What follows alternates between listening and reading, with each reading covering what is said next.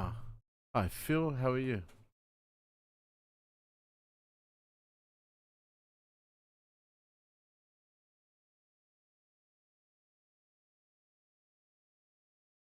Sorry, let me just get.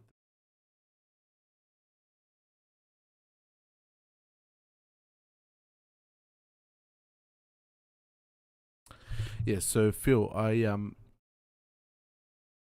thanks for joining me. I have a measuring uh toolmaker's measuring microscope, and what I did was I used that to measure the pinions and certain locations of different items, and yeah, then I came across somebody who was selling the plans on Instagram with the coordinates, and yeah, and I got that just to double check, make sure everything was right. It's not for the 6498-1. It's for the Unitas move.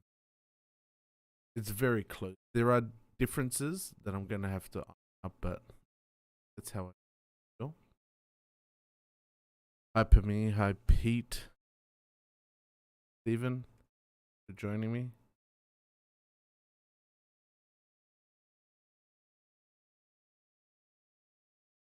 Oh what? Oh no, Phil, are you serious? Oh man, I have this. Thank you, thanks so much, Phil. That's amazing. I have this Philips Hue light um that reacts to the super chat. So if you see my light go red and it's flashing, that's because you gave a donation. Thanks, Phil. I just set that up. I wasn't thinking anybody was gonna. Oh man, I'm so stoked. I'm speechless. Thanks, Phil. It's gonna help a lot. Everything I do, I just invest into like my tools. So thank you.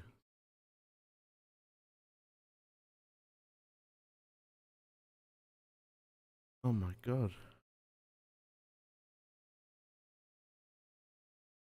Let me just change that light out from red again. I didn't know it was gonna stay on red.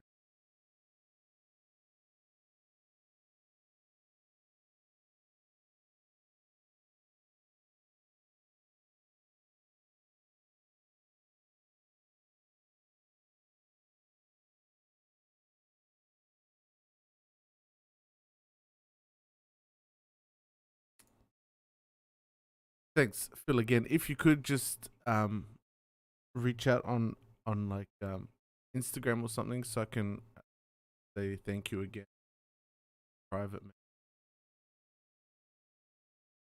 Amazing. Thank you. Wow. Okay. Uh, moving forward with the watch. That really took me by surprise. I don't know how I'm gonna get my composure back.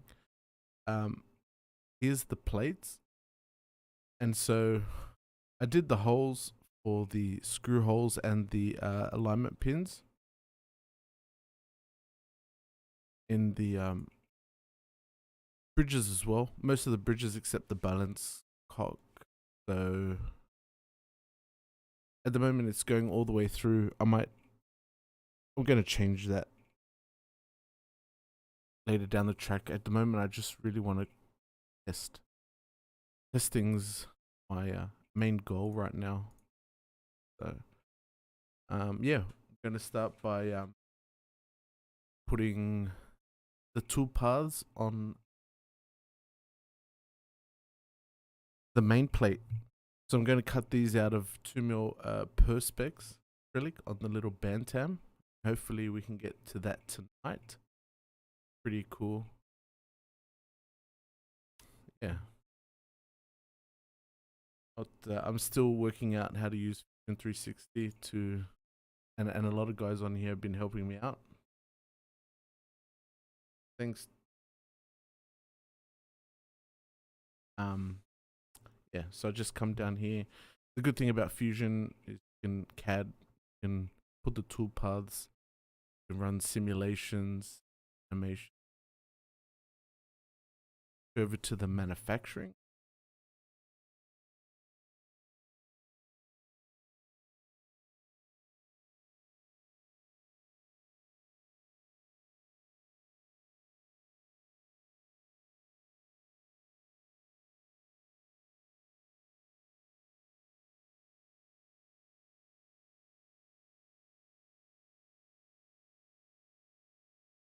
So I have the little CNC connected to the top, so it runs.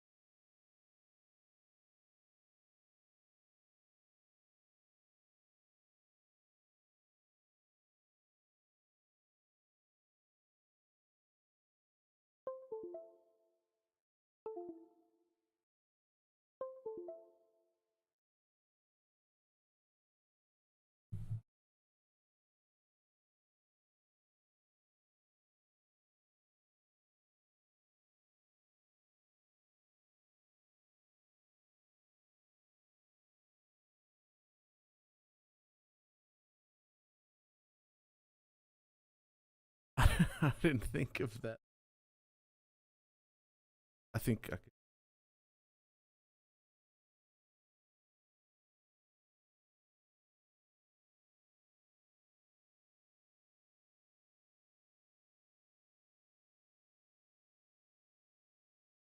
It's looking good now.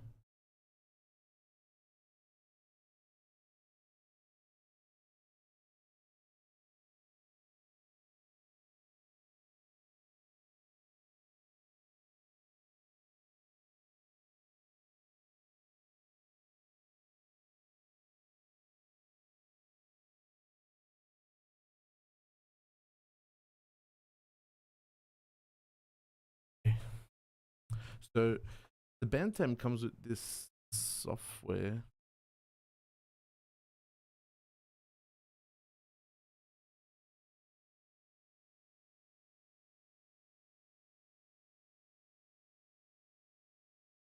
Sorry, guys.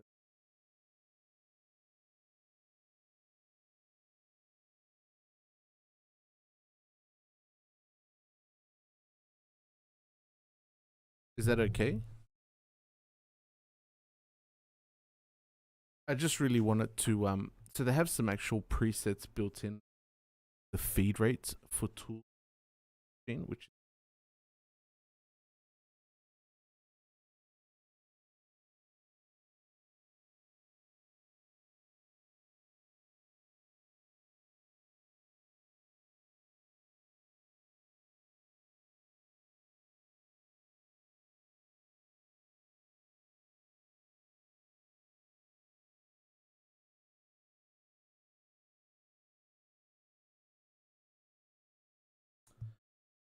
Hi Paul, thanks.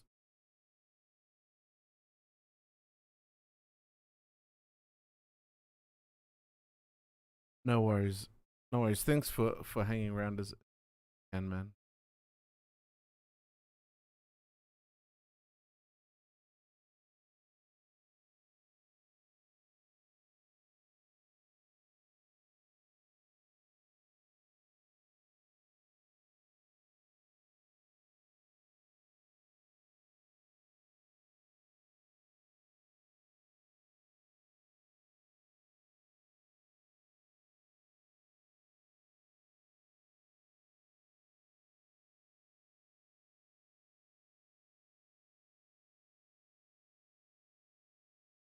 Noticing that little counter.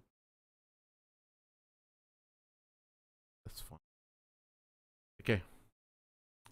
So just going to start by so I'm using a 1 mil end mill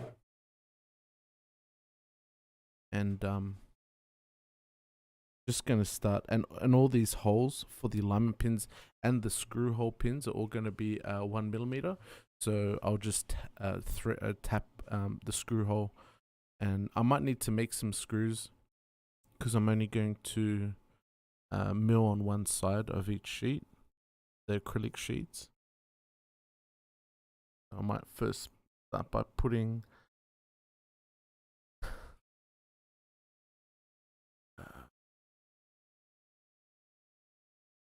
drill. Here it is.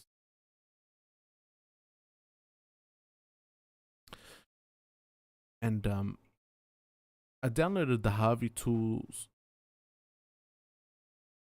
profiles for their tools, but also I created. I'm using the Micro 100 tool.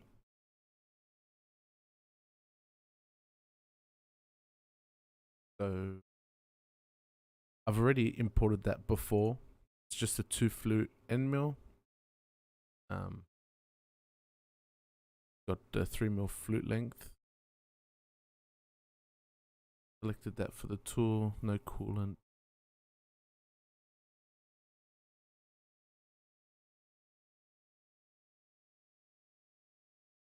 Now I'm just gonna go select all my.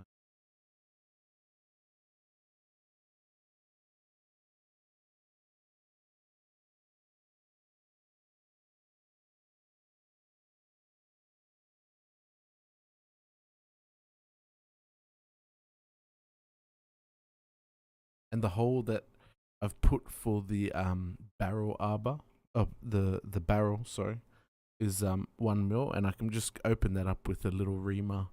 It's a bit bigger than 1mm, but it's perspex, so cut through very quickly. Just going to order by the way I selected it because that's how I want them to run.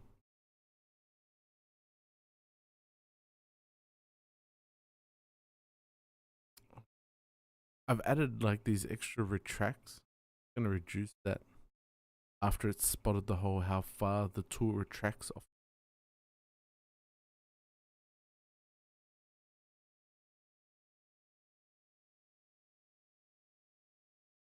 And you can select what type of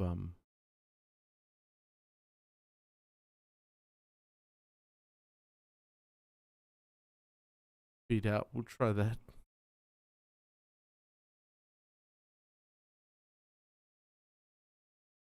So sorry, set up.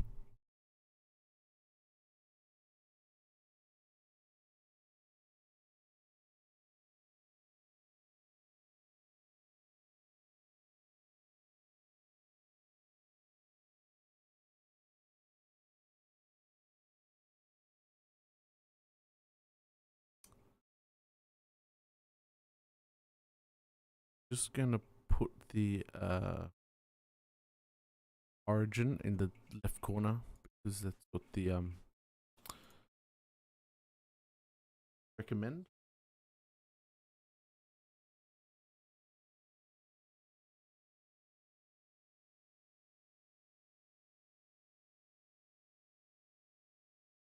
And I don't know why the default setting is like it adds material. And this is what happened to me last time. So see, hang on, I don't know. Yeah, it adds like material offsets, and then it makes the material like 3mm. And when I put the toolpaths on it last time, that's why like it drilled all the way through into that like sacrificial table, because the stock height was 3mm, but my model is all in 2mm. I think I'll just go no additional, and so that brings the dimensions back in. Okay.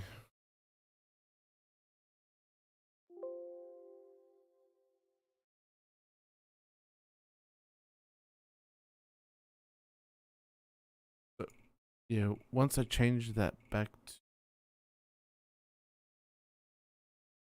so yeah, lucky. So it came with an error because originally the stock material was 3mm, and I guess it didn't like that. But you can just quickly go ahead and simulate what's gonna happen. Yep, just drilling holes.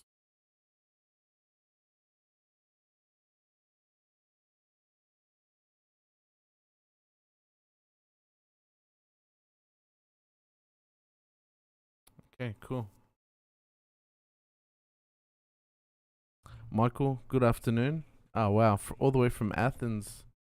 Thanks for joining. Appreciate it a lot. I hope you're doing really good.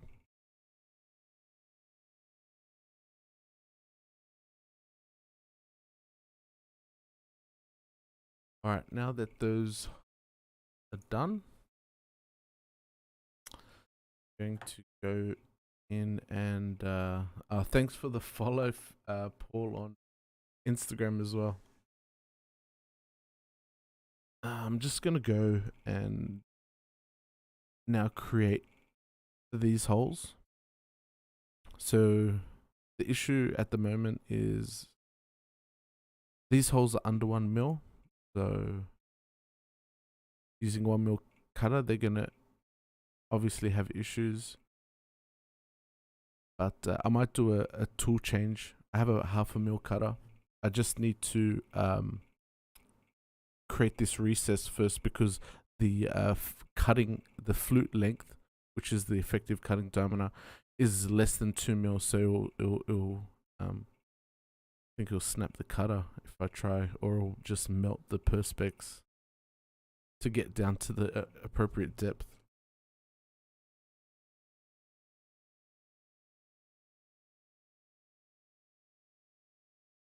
Sorry that I'm going a bit slow. It's a bit of a learning and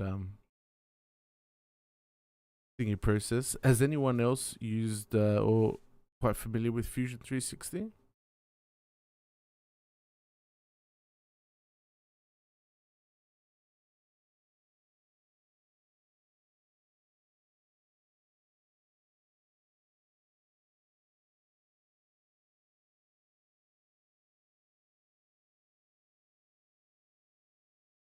Because there's two features here. One's the bore and one's the circular. And I think for internal holes, I wonder if one has a better advantage. Just reading the information, it doesn't, not really clear. It says for the bore, used for bore milling of cylindrical pockets and islands by selecting the cylindrical geometry. The heights and depths are by the geometry, and circular is just like used for milling cylindrical pockets and islands. So they're both for cylindrical pockets, which I guess these holes are going to be. So I'll just go with circular.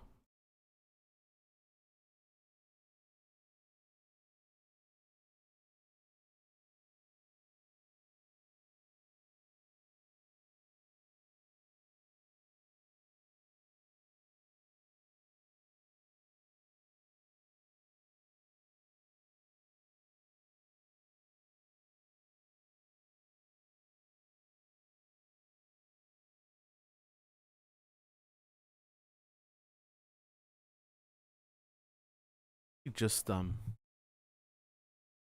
on the Bantam.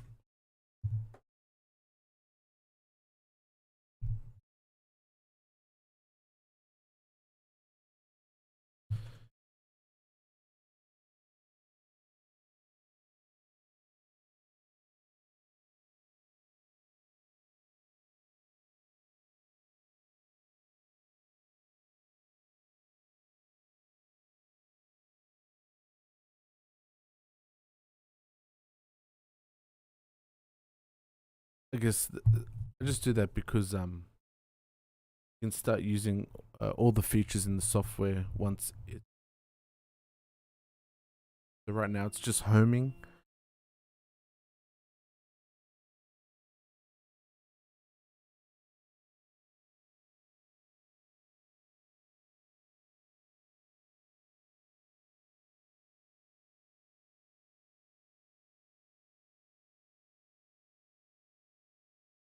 So as I was saying before, hey Cosimo, how are you? It's good to see you again.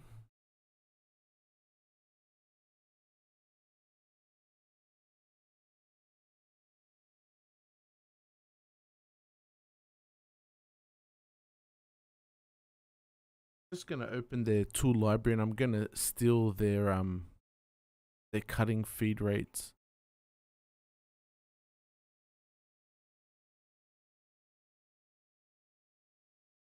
And the other good thing with or the user-friendly thing they have set up for acrylic. But the only problem is it's all imperial. One closest to.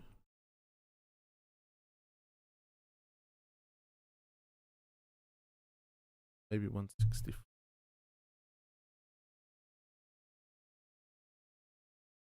Ah, I mean, sorry, wrong way. The 1.5 mils, somewhere in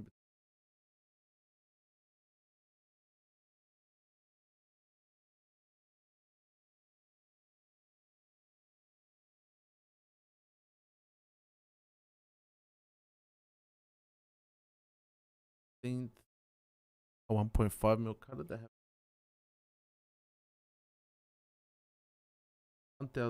1100 in it. 1.1 meters a minute.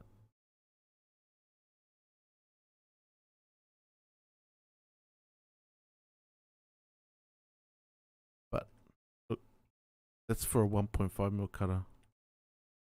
Run at 900.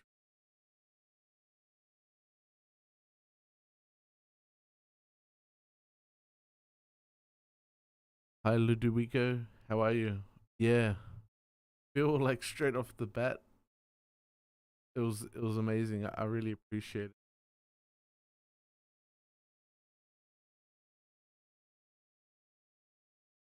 It has a plunge rate of 46 minutes, so I'm just gonna run it at 32.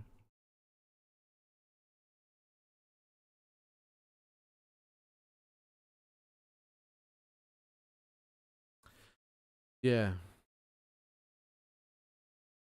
I'm well, thanks, Cosmo. Yeah, I hope everyone else is too. Yeah, hopefully I can do some tests tonight. It's currently 11:20 p.m. Not too loud for the. I do live in like a townhouse, which like a semi-detached, so we share a wall. So this this wall that you see here is like the neighbor's wall.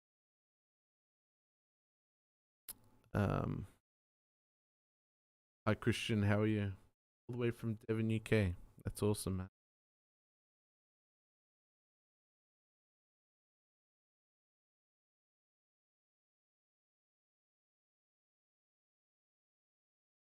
Ramp.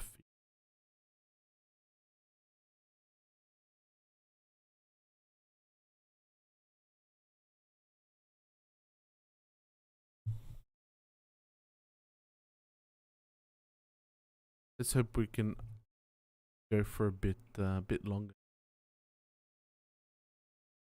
Oh,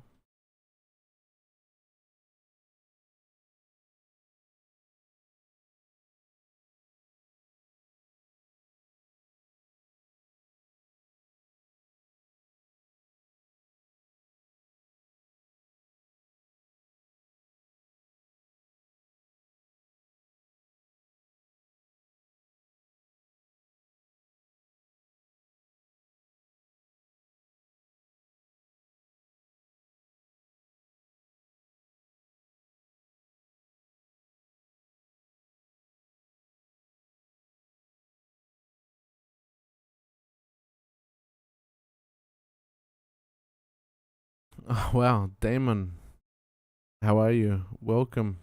From Russia. Greetings to you, man.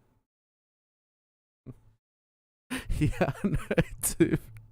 Hopefully, look, I kind of went with this machine as well because hopefully it's not too loud. Um, it's kind of quiet-ish. Like compared to like a Sherline or something, that was my next choice because I just didn't have the money for like a jig borer. That's the ultimate dream, guys, the jig borer. But we'll see.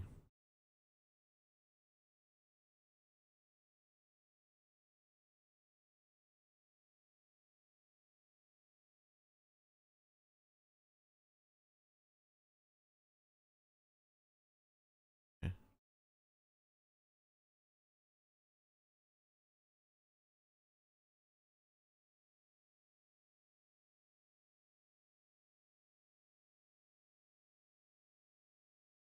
so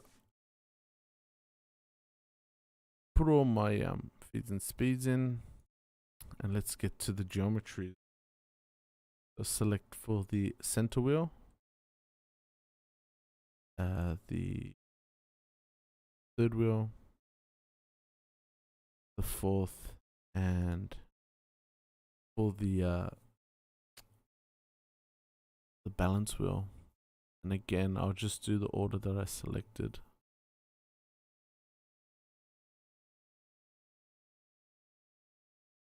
Drop these retract heights.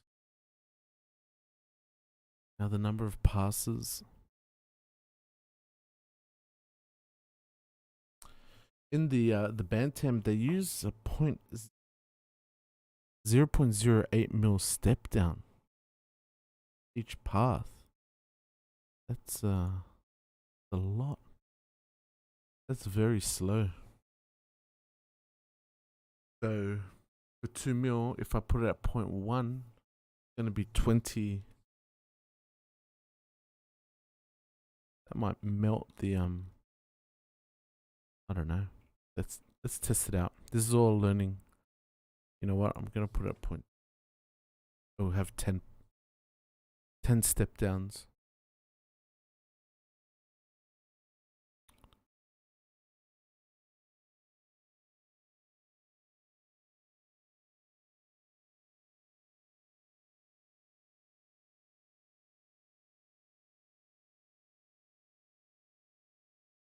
Okay.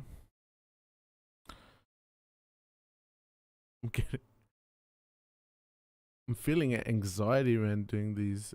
I know, like, soon it's gonna become real life.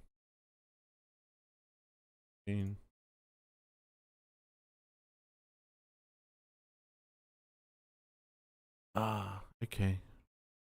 It's gonna lift up on.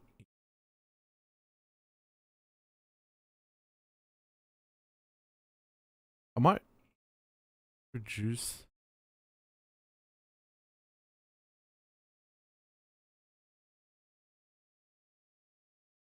Okay, so where is that? Is in here the retract height. Retract height. So it's from the top of the material.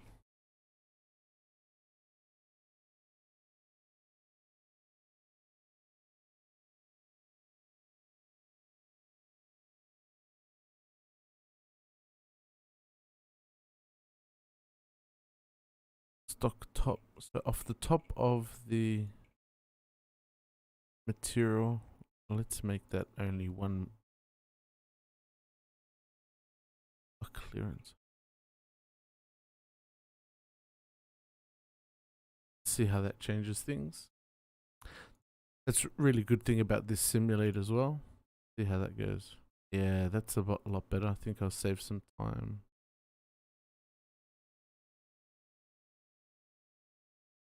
And then that full retract is the 5 mil above the stock.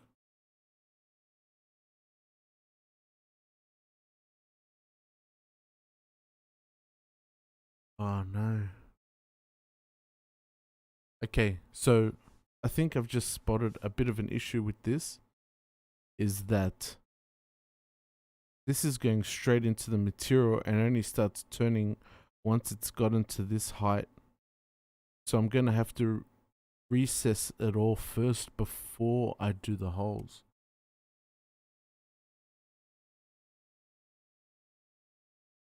Okay.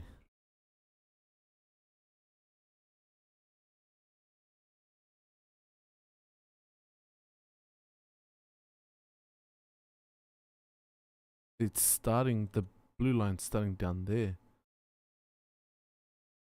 Yeah. Because I guess for me, like the way I'm thinking the CNC is going to, like the less linear travel that I have, the better the positional accuracy is going to be. So that's why I wanted to do the holes first. And when I do it in brass, I'm only going to make the holes anyway. I'm not going to do the recesses, but just for prototyping in acrylic, I just wanted to just to speed up that process. So I guess, look, let's see how it goes. I'm just going, you know what? Let's see how it goes. But I can't do this one first. I have to make those recesses first.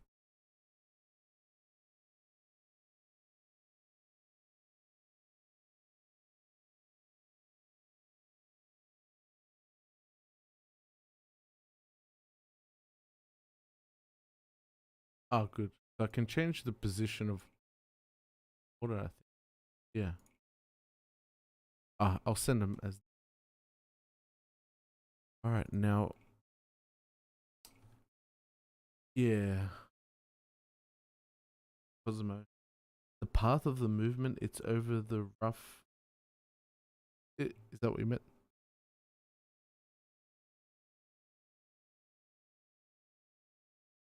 Over the rough. Sorry, Cosmo. What do you mean by that?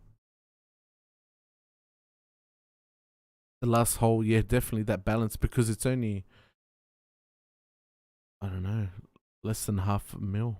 Maybe it's 0.2 mil. They'll plunge down 1.8 mil and just start doing that hole. Okay. See if I can.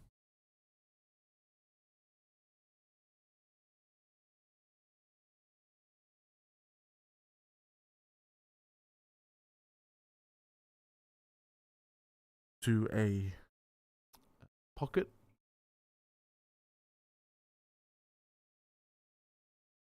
Oh. Extension method.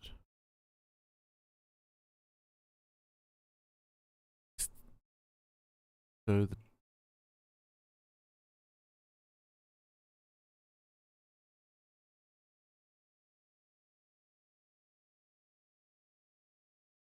okay.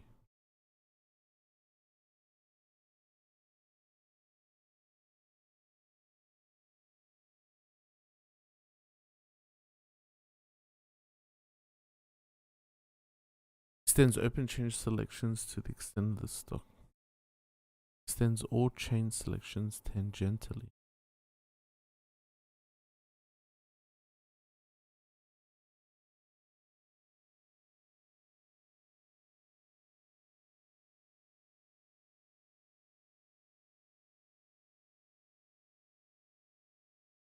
Okay.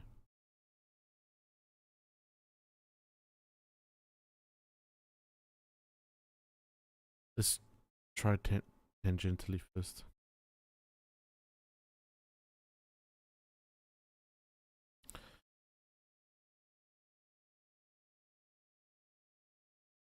If we start with the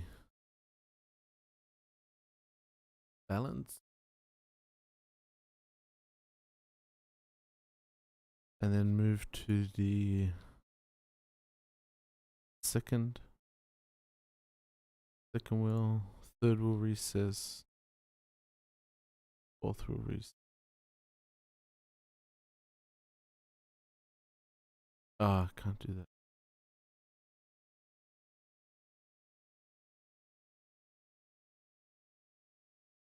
I'll start here at the top and work my way down.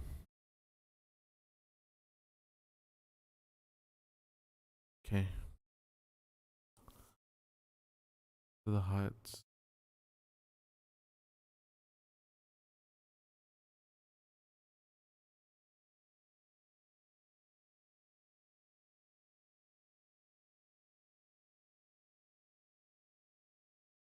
Passes. Oh, sorry. Is the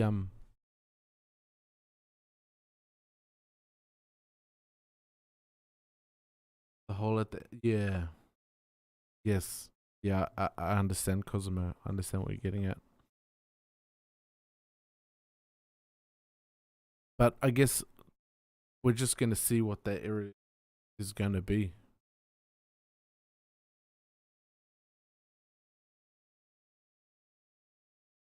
It's something that I want to find out. And for the actual movement in brass, I'm just gonna do the holes. So technically, it's only gonna be Well, it's a lot of holes, but just straight. Um, I I might do the main holes first, so like the barrel and the wheels. 1, 2, 3, 4, 5, 6, 7, 8, 9 for the lever alignment pins. So it'll be like around 10 holes. Yeah. Um,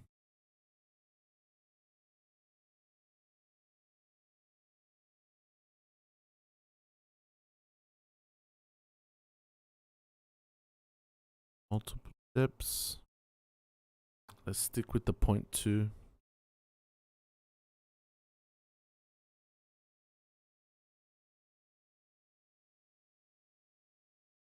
And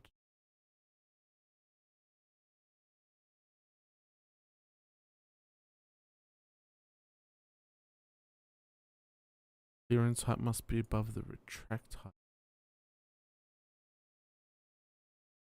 Make that to then. Retract height must be above the feed rate height. See if it's gonna work now. 10%. 2. Come on, let's hopefully the computer doesn't die. But if something does happen, I'll restart and start back up again.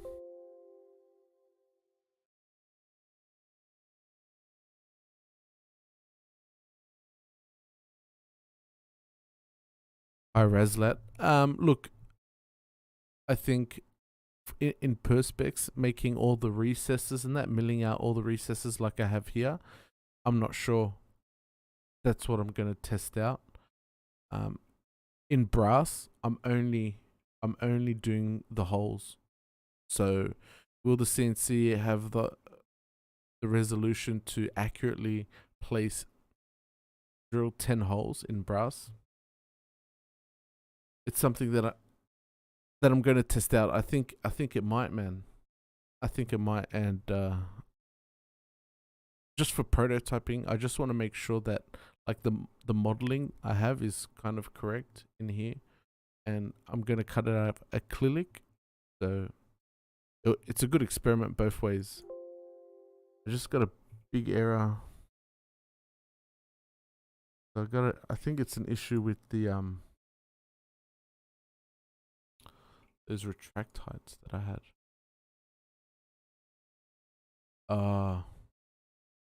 Because here I have top height. Put that back to stock top. The process.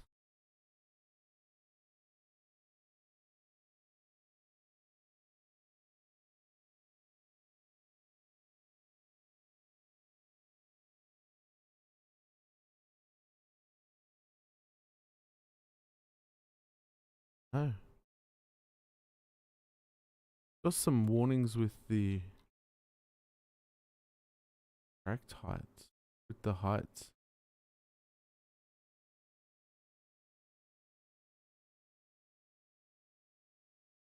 But then the error is the internal cam kernel error. Please report through your support channel. Oh no. Actually, okay, hang on. Let's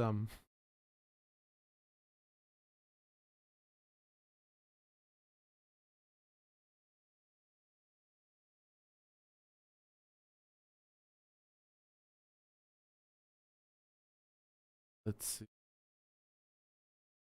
Let's do one at a time and get rid of these issues. It's got an issue from back to 5.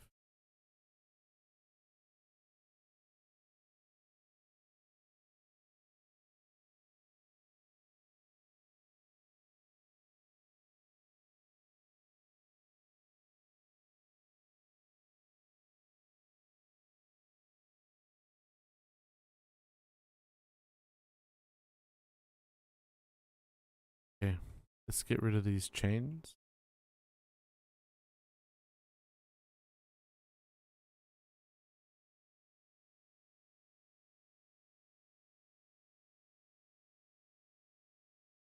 Yeah, I want to uh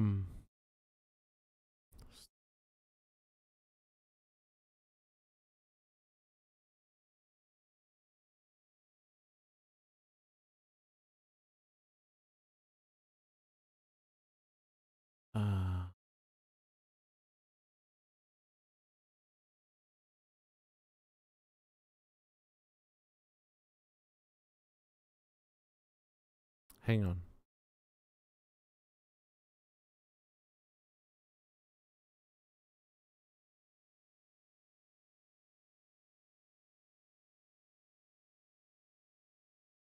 Maybe it's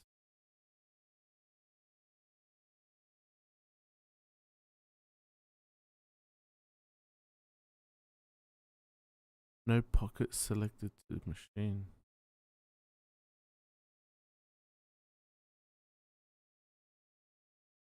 Ah, okay.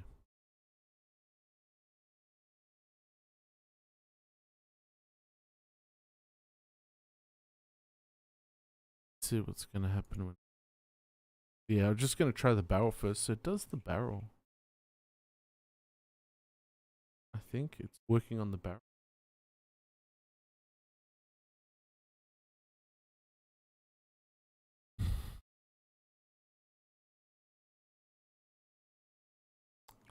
Let's simulate how it's going to run.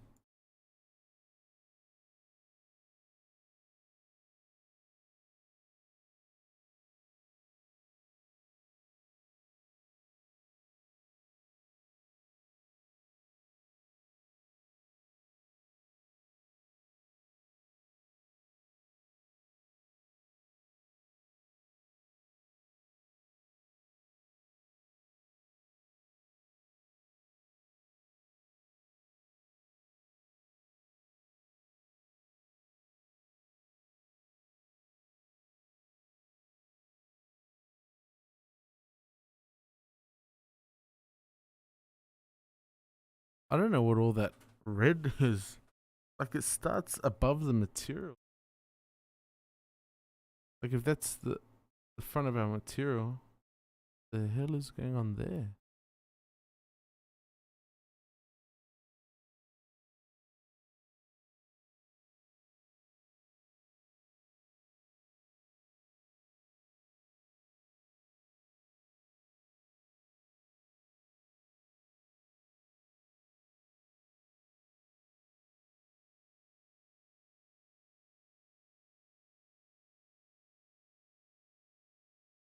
Alright, let's get rid of this pocket. Let's about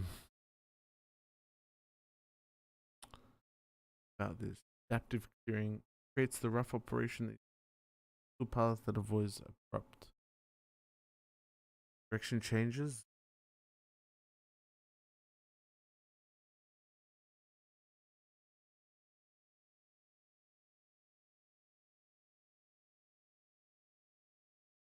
It might be better to.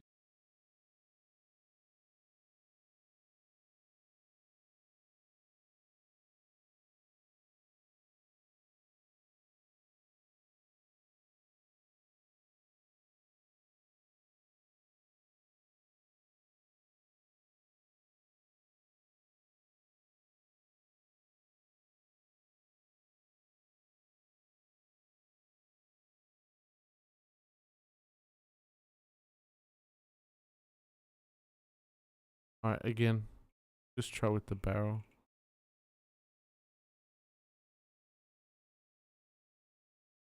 Gonna leave all those steps. Wow, 3 mil. Bit much. Goodbye.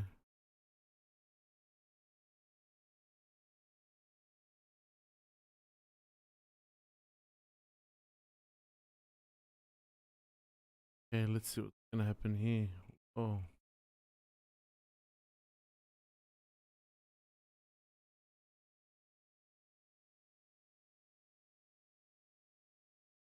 Alright. It comes in, it's gonna do the outer ledge for the barrel wheel teeth.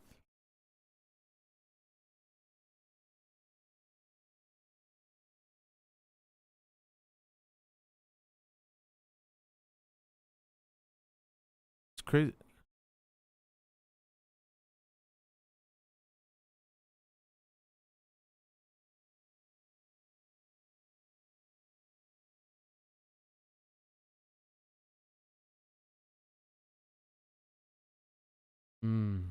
This is definitely not good. Sorry guys.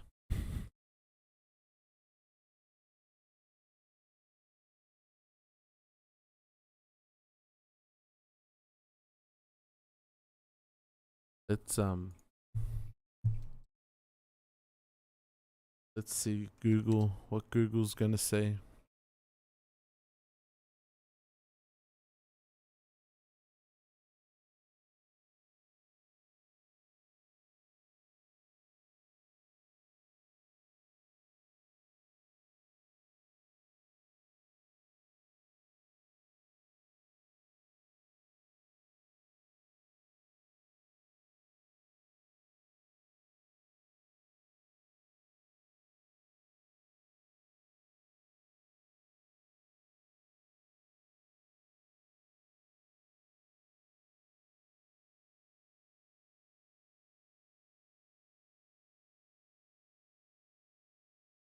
Hi folks, let's use the same end mill, but show you 6 different ways to make the same hole.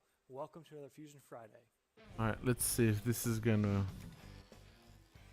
NYC. Adaptive strategy. This is 6 different cam recipes. So for those of you that are excited to see our new Haas, stay tuned for the end of this video. Okay, so we're going to come in here, we're going to deck it off. The first hole, that's your typical 2D adaptive strategy. This is the bread and butter, the best thing. I absolutely love this about Fusion 360 and the HSM cam. It's just phenomenal. Hop into our settings. We're going to run on the Haas, so we've got 15,000 RPMs, 3 thousandths per tooth, so that's 135 inches a minute.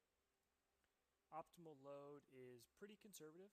It's about 20% width of cut, and we can go full depth or even up to 200% of the depth for a quarter-inch tool. This is the adaptive, the one that I was trying. Can you guys hear this? Can you hear the video? 3/4 inch diameter, 3/8 of an inch deep. Notice I turned off stock to leave. That's probably the only thing I really did here that's different from when you click 2D adaptive and just create a new operation. Okay. Stock to leave would leave some extra material on the side and on the floor. I turned it off here because I want to hopefully show, we'll take a look at the part when we're done, that this is a bad thing to do. While you do get a great, and you know what, we may rig it. Okay, so the volume isn't coming through, Carl?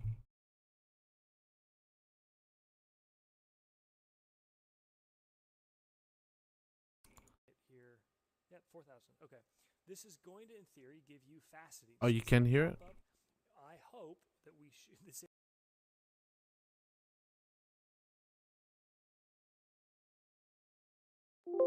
table actually shows it's a bad. Is that a bit better now? Mostly on the sidewall, we should see faceting. So the next one is 2D pocket. Thanks, I don't use guys. it a lot, and it's a trade-off. The downside is it doesn't have the adaptive strategy that I like so much, and I'll show you that right here. Take a look at this simulation.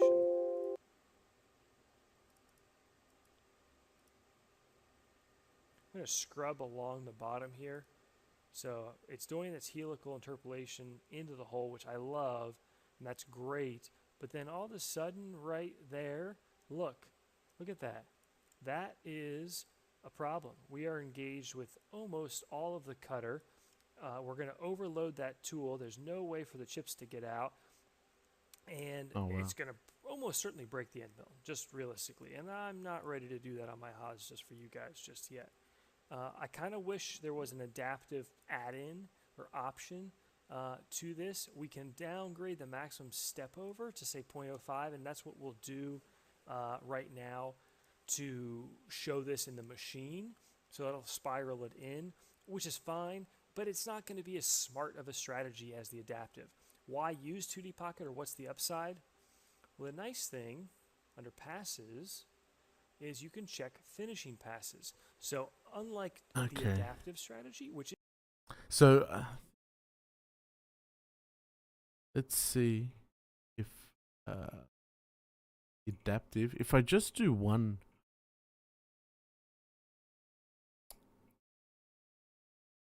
hole, let's see what happens if I get the same stuff that he gets.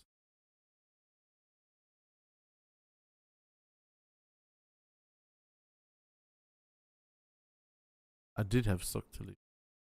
Okay.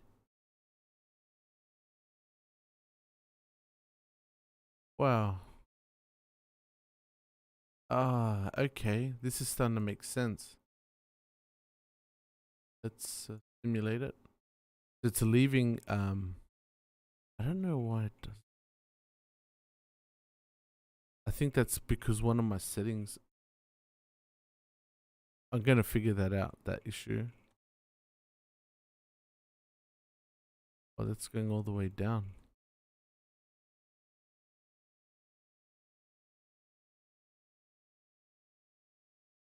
Oh no. It's definitely not gonna work.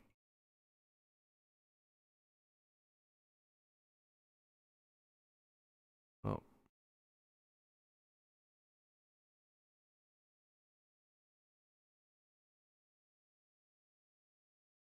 Okay. Don't worry. We're gonna figure this out tonight. We are going to get this right. The last thing I do. Wow, it just goes in deep.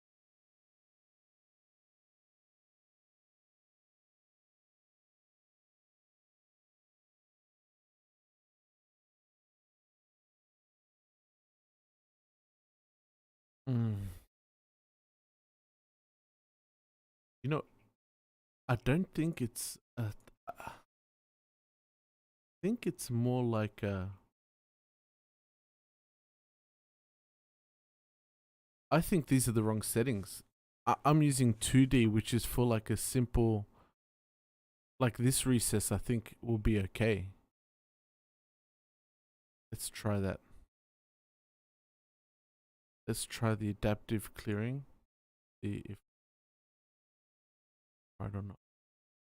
It's like it's a straight 2D circle right to the top of the material. Well, it's almost. It has this little weird kink in it. Let's see. I think that that's right.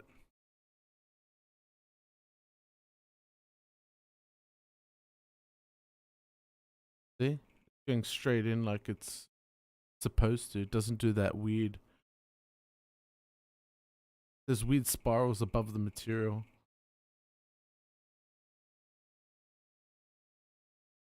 I think it's not 2D. I think I'm using.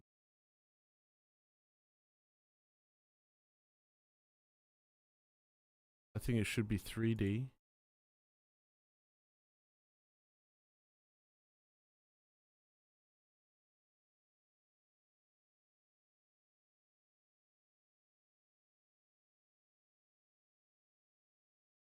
Let's see how this is gonna go. There's still a few of you in the chat, which is good. Hopefully, sorry if it's a lot boring or something, guys. My best. If I knew everything and I was just banging it out, I'll be able to chat a bit more exciting. But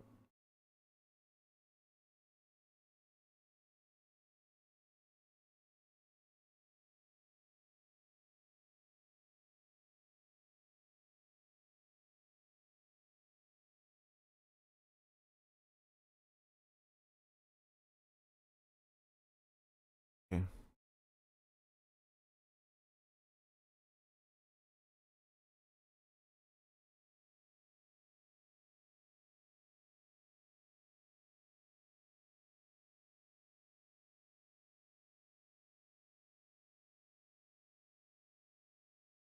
So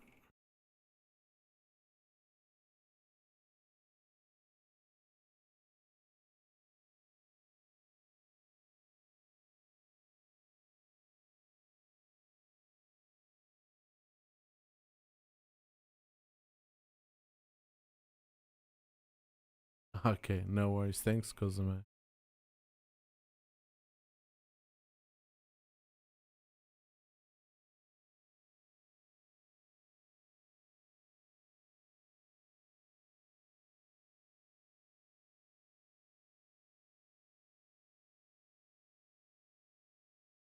Alright.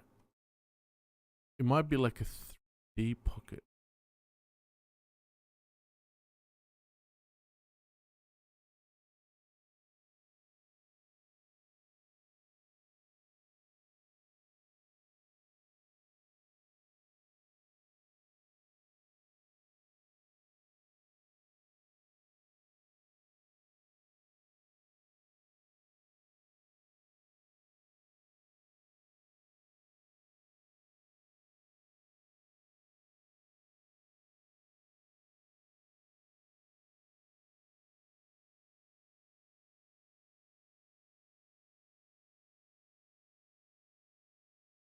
Passes.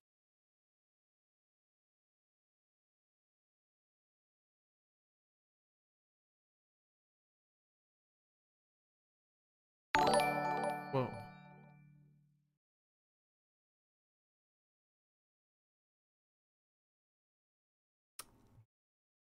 that's quite loud.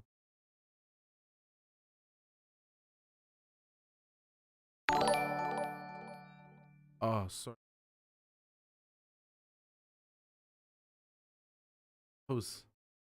I don't know what the first one was. Second one was me. Sorry, Phil. I thought fresh this feed that I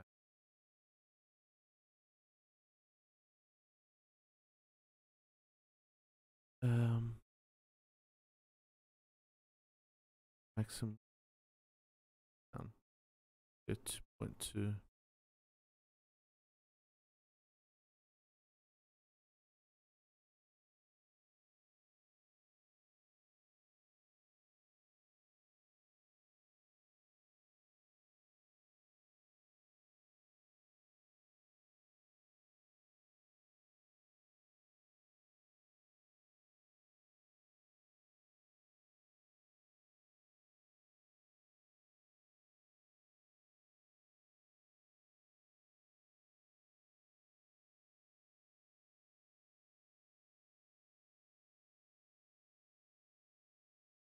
I think this is on the money. Like, I think what I was doing was wrong. I was trying to use that 2D, which wasn't.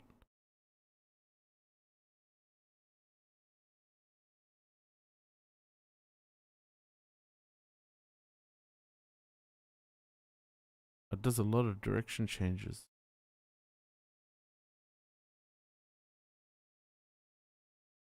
Okay, I don't need that center hole then. I can get rid of that. That's good. At least figured that part out.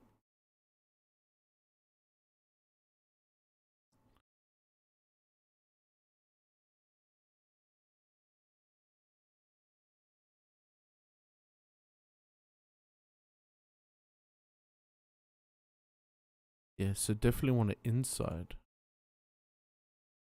the boundary.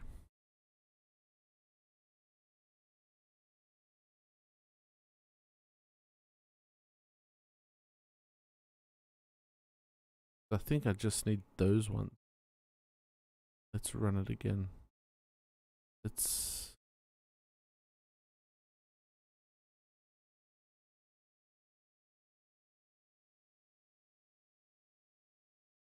yeah, maybe I'll just increase it to 0.25 flat area detection by depth. Okay, so I changed the order of it. Still has a lot of direction, but let's see how this runs.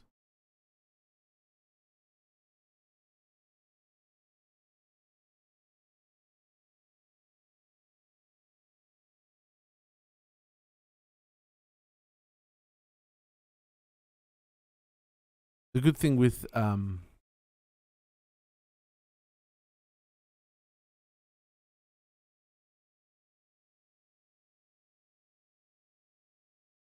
the good thing about acrylic, it's a bit more forgiving than if it was any other metal.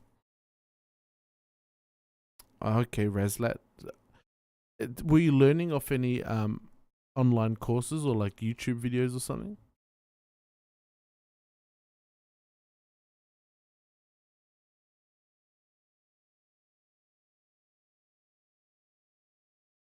It's doing the inside pocket first. Just speed it up a bit. It's doing the inside.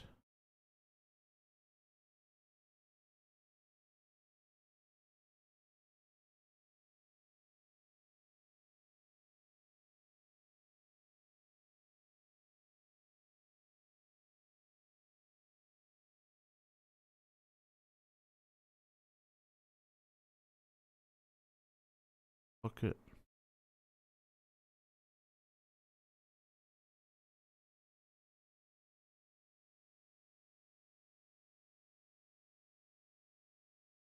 One doesn't look too bad.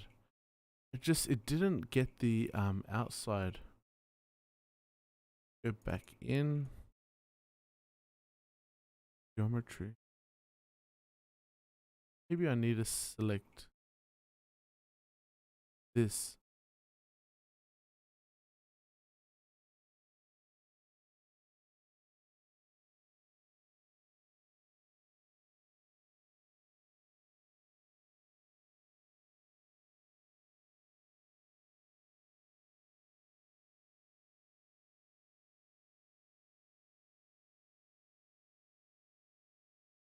Ah, that's weird. Like,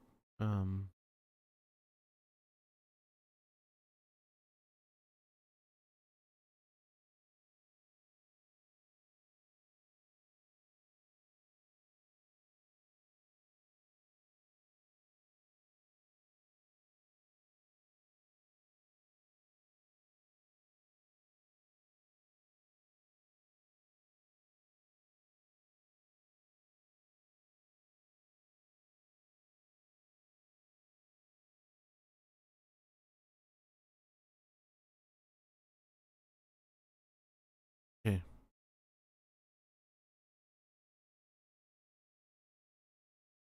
Thinking. I'm not gonna pretend I can't know what of this. All right.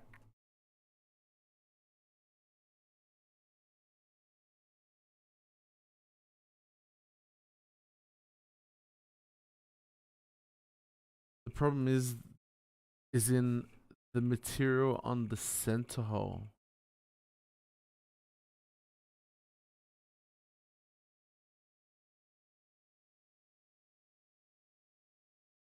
Hmm.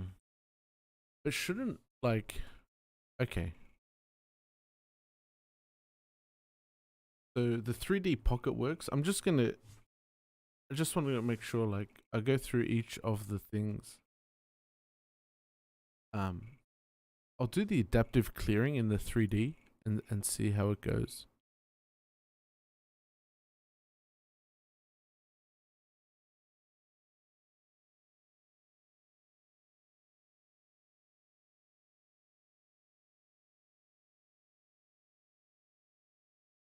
Okay.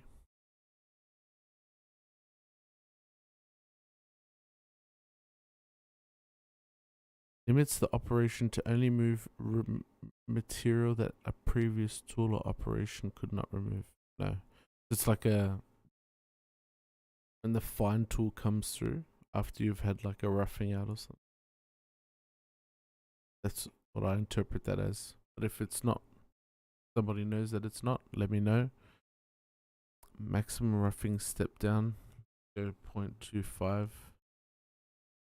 And the fine step down, 0.8. Like the Bantam has no stock to leave. Okay. 50%. Let's see. Putting the toolpaths on.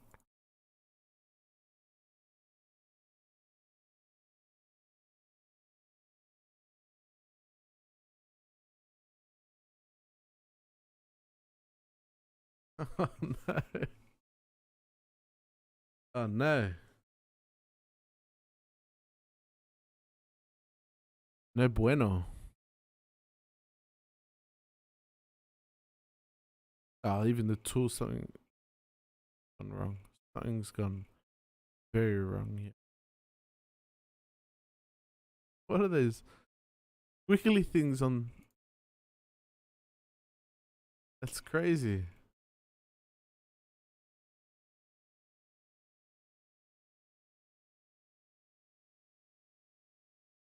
Okay.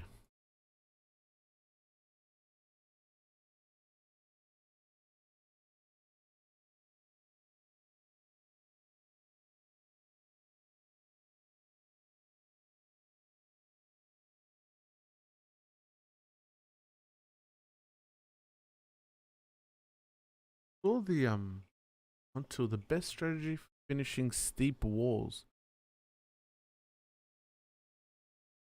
I'm not gonna lie, I might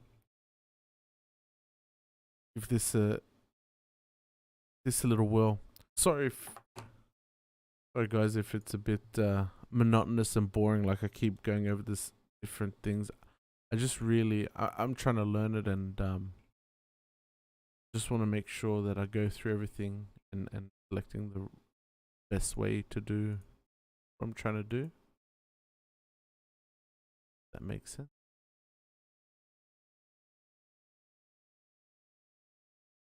Silhouette tool inside boundary, contact point boundary. Oh, so that's if it's like 3D.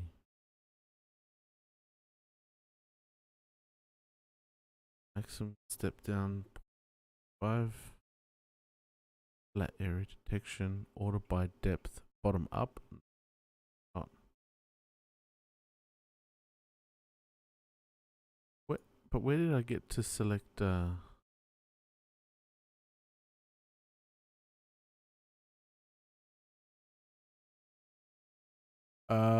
okay. So it's not looking at like this is a recess. It just looks like it's a line that 1mm cutter's gonna follow around. Is that what's happening?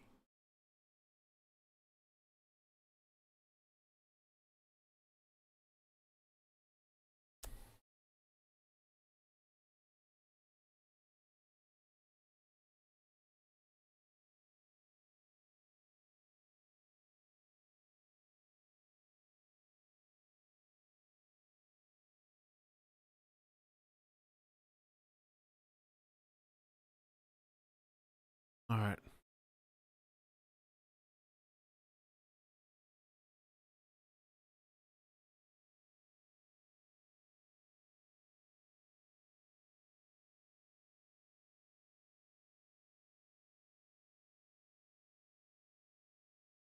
Yeah, the edges for the toolpaths are.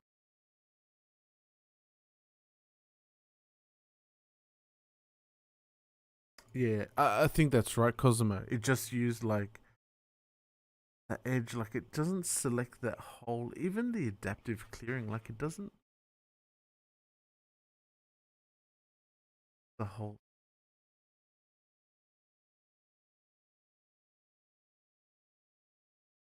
There's not one for like.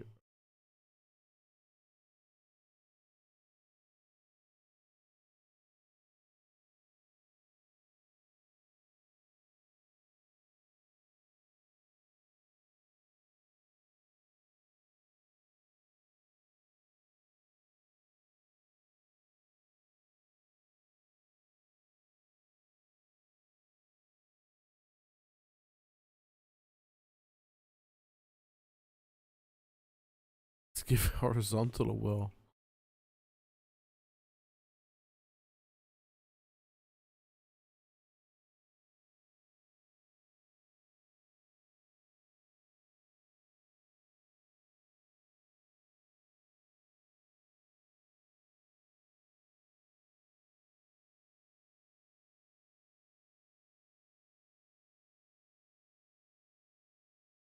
Pull inside boundary.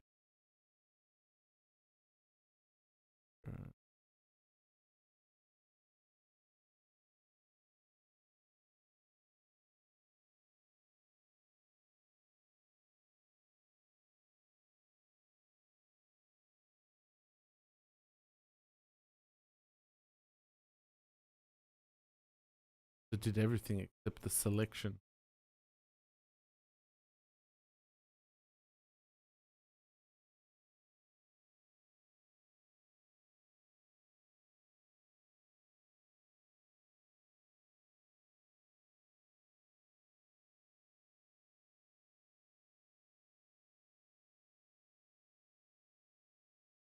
Okay. Thanks. Nah, yeah, I was using 2D. Now, do you know why it does these red helicals all the way down to the bottom, and then it seems like it's routing like. Oh wait, I didn't specify the I think you're right. Maybe what 2D is the one where you specify the surface instead of like the edges.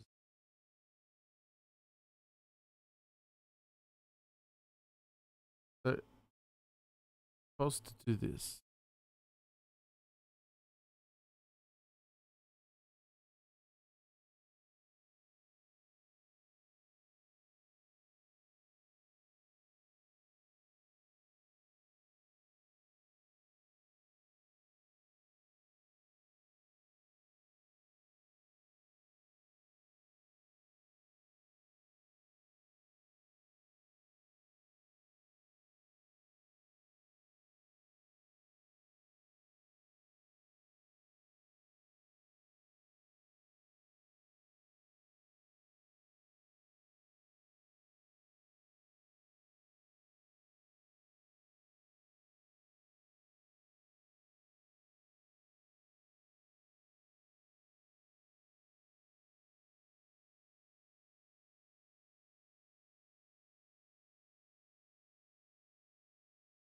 Uh yeah, if it was cutting, but I had these red spirals, like tiny spirals above the material, like before it even touched the surface. Maybe it's something to do with my settings, but I think this looks like it's a better.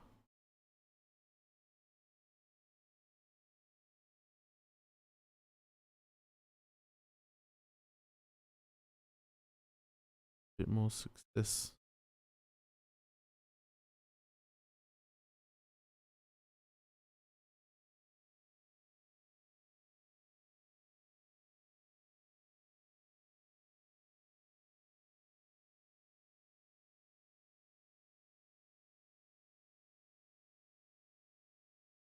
Okay.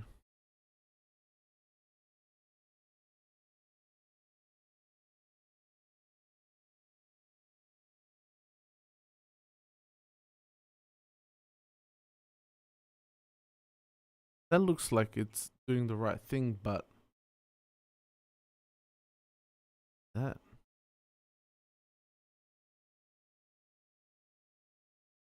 also it's doing that send going all the way. I want to see if it's not going through that hole, which is good. Okay.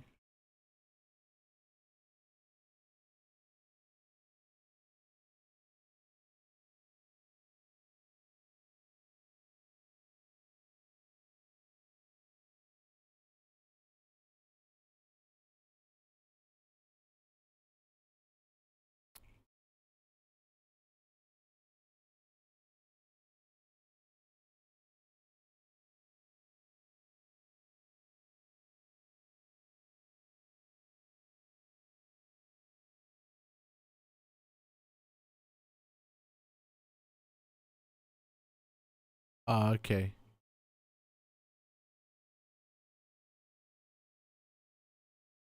Thanks for that. Nah. Do you use Fusion 360 a lot?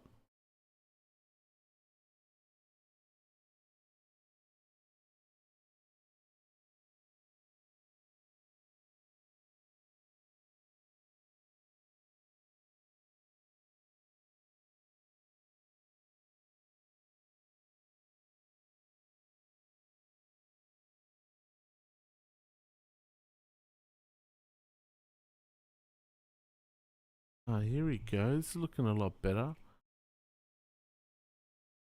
Yeah, so these spirals, these are the ones I'm talking about.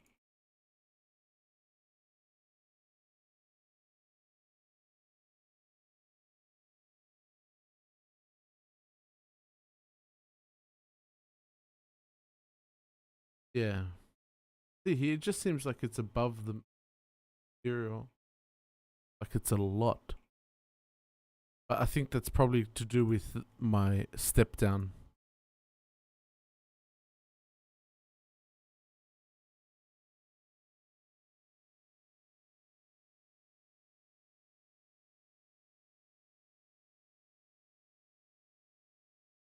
Okay. Do you think that that's weird? See how it spiraled down, like from that high above the material?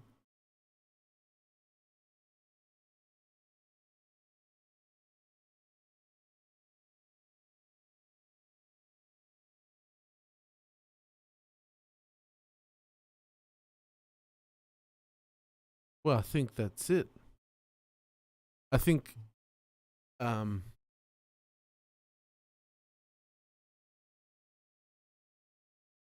it's pocket, but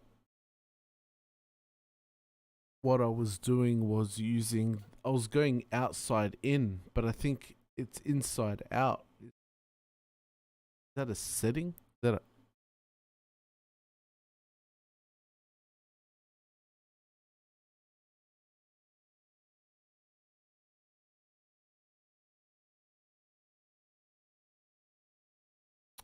Phil?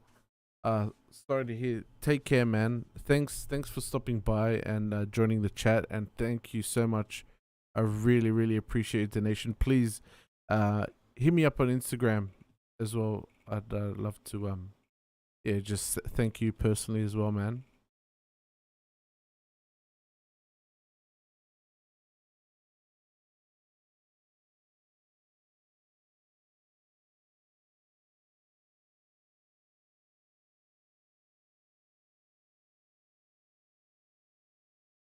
Hi Neil, how are you? All right, so I think now we've sorted out this issue with.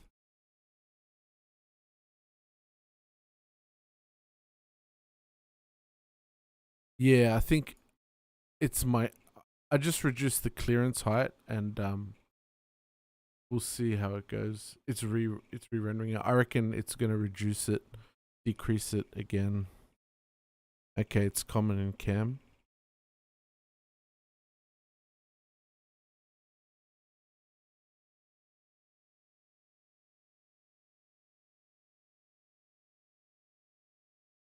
Looks like, well.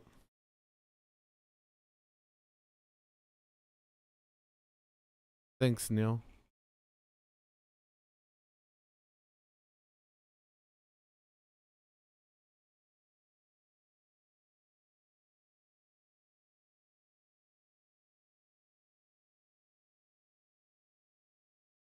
Hey Josh, how are you? This is not Josh Hacko. Very good.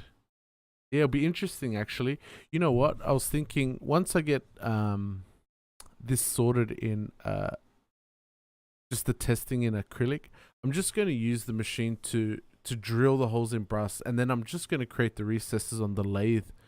I'm just doing this for testing. I just want to test the machine out, see how it's going to go. And that's why I'm doing these recesses in acrylic. Yeah, that'll be interesting, man. We can do a video of it as well. How do you measure? What type of measuring equipment do you guys have over there?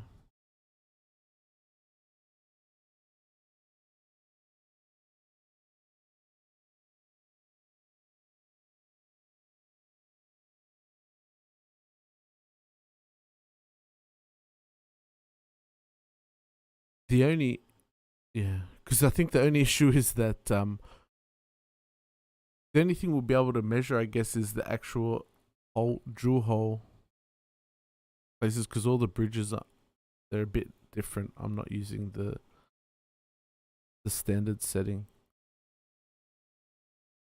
But it'll be really good if we can check out the lever and the action.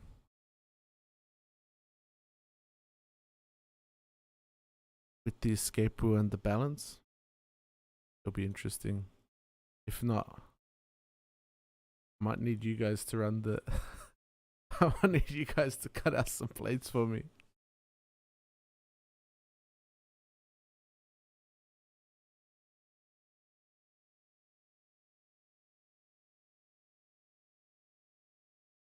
Oh.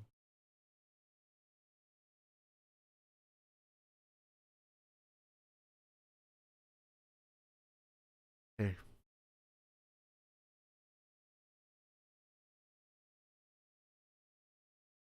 I wonder if Josh is... Hey, Josh, are you there?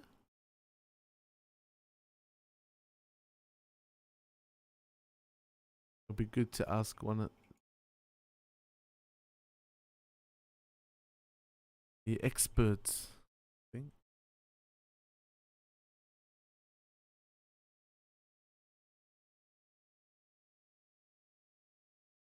Not really.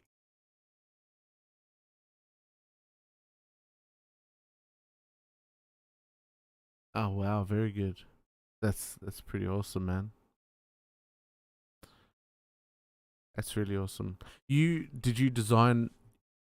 So if everyone doesn't know, Josh is Josh Hacko from the Nicholas Hacko brand of watches, and they've created their watches. Let me just pull it up. Yeah, I think the NH series of the is the ones that you make in house. Hey Luca, good to see you too, man. Thank you. Thanks for the support. Yeah. So, did you model it in Fusion, Josh, or did you use like Inventor or something?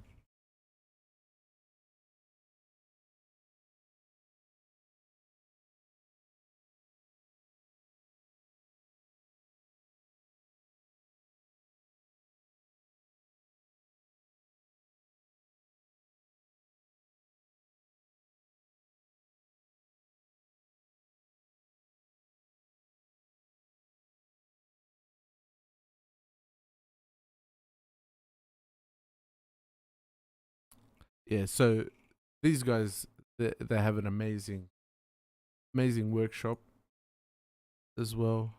In Australia, some pretty awesome machinery.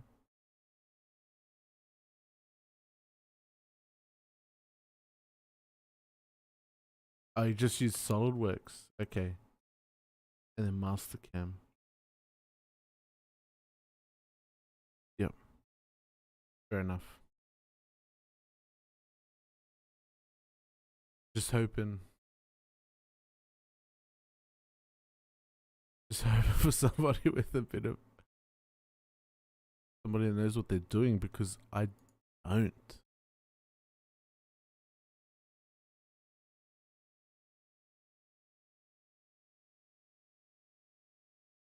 See how this is gonna go now. I'm just gonna slowly add one recess at a time. I think I should go from lowest to highest, because I was going highest to lowest and it was not doing well.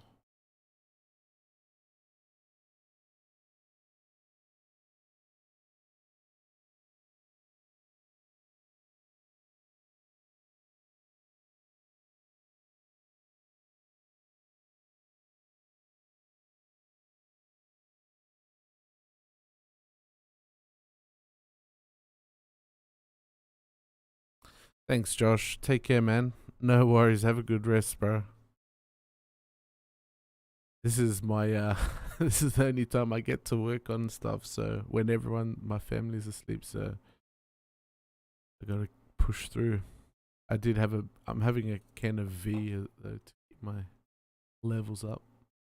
Yeah, this is actually really nice. It's doing that little recess first.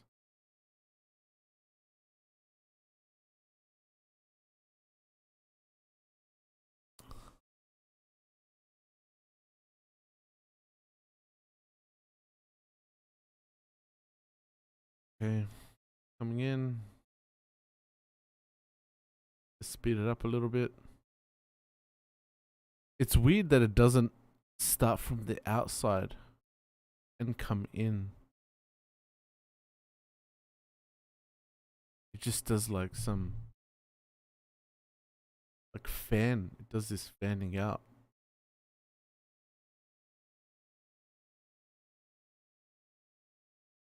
Bit interesting. And it does these spirals at 3, 4, 5, 6, 7.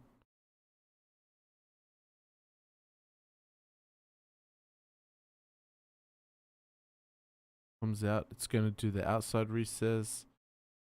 Do the inside. Perfect. All right, guys. Looks like we're making progress here.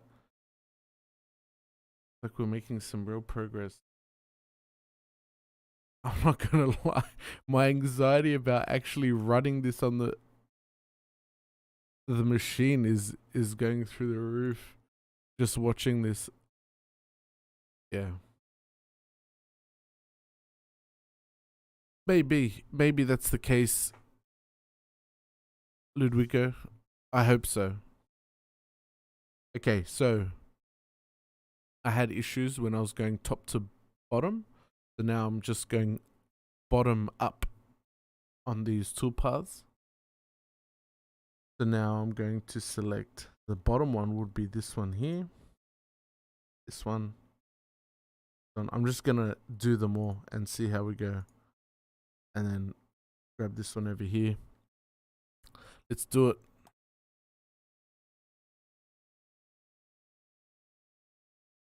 Hi guys, thanks for joining. If you've just joined the chat or the live stream, sorry, please feel free to say hello.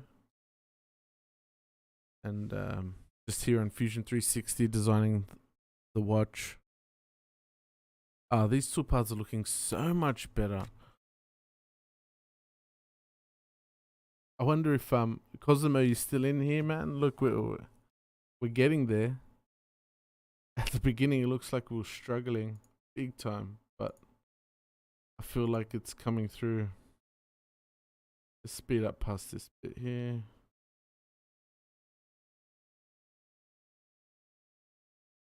Oh. Okay.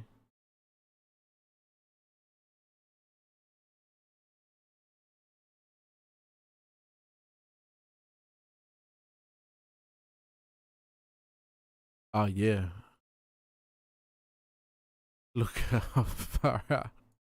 I don't want to break a cutter. Don't want to damage the machine any more than it is. Okay, look, I think that's it. I think that's what we're going to go with. And then, you know what? I don't want to cut the, I don't want to cut that out.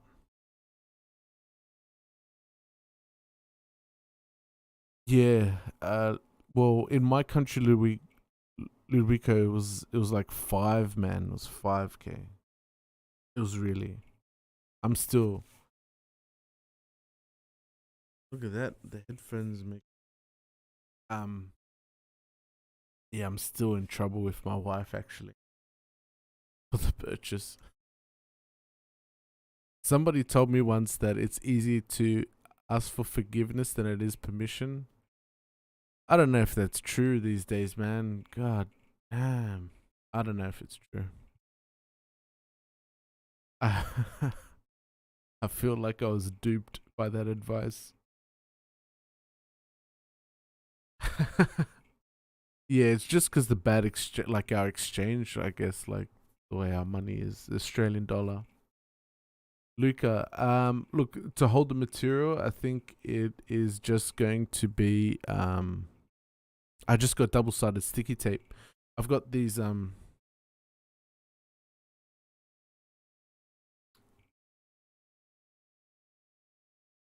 150 mil by 100 mil.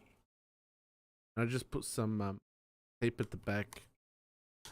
It should be enough, man. When I start cutting, when I start doing the holes in brass, different story. I'm gonna have proper work holding set up, but just for the acrylic, I think it should be okay.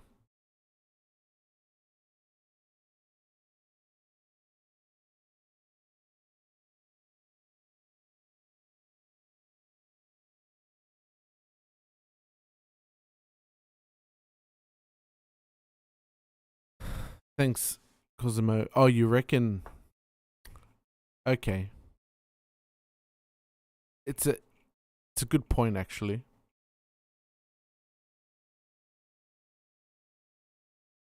It's a good point, but then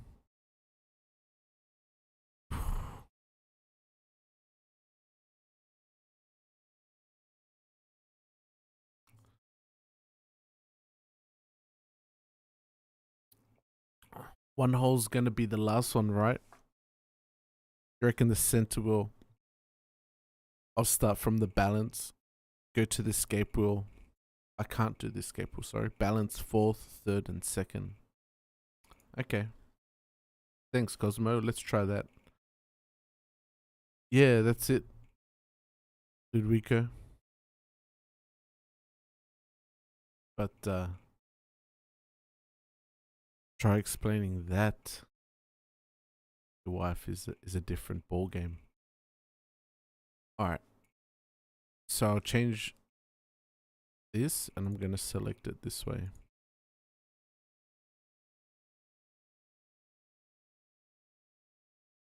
Alrighty. Ah, look at that. Oh yeah, sorry. So now I'm going pockets. Yeah.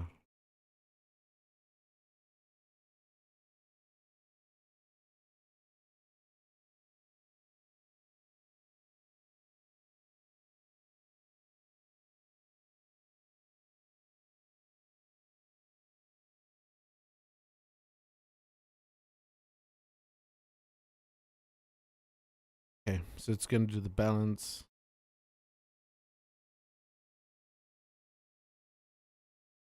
Alright.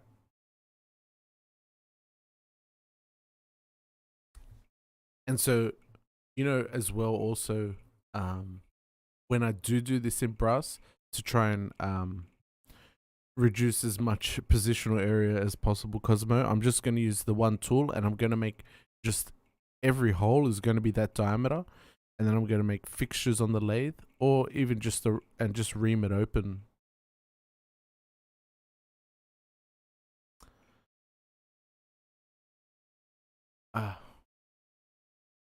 Thanks for the question, Luca. Sorry,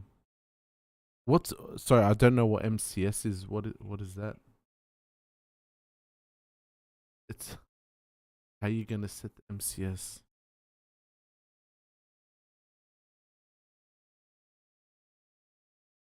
I'm not very experienced, man, with fusion and CNCing. It's all a bit of a experiment. I'm gonna do another circular.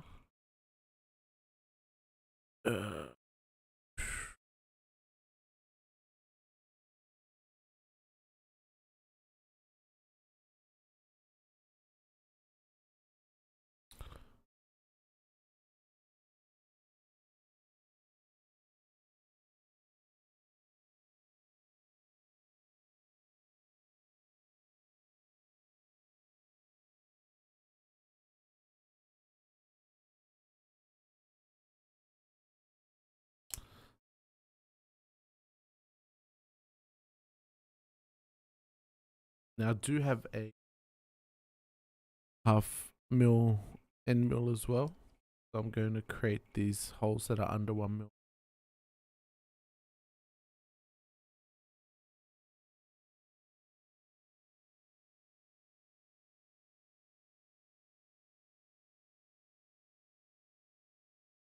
Oh yeah, sorry, Luca. So with the Bantam mill, it has like tool probing, and it also has the like work holding fixture jigs. You can probe it in the machine and get the dimensions back in the software. So from here, I'm going to send the G code to the Bantam software, and then set it up on there.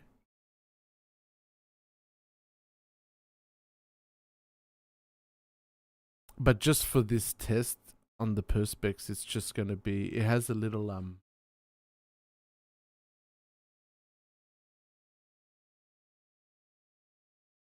hang on, let me.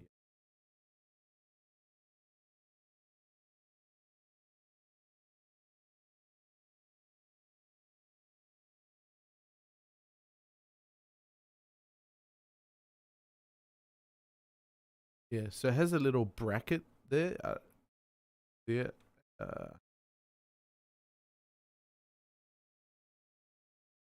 Has a little bracket there.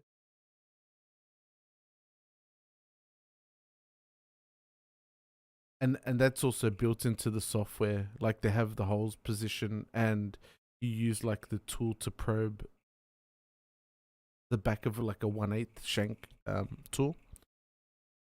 You use the shank as the probe, so you put it in reverse, and then you probe the edges of that bracket. But also you can do like work holding probing and stuff as well.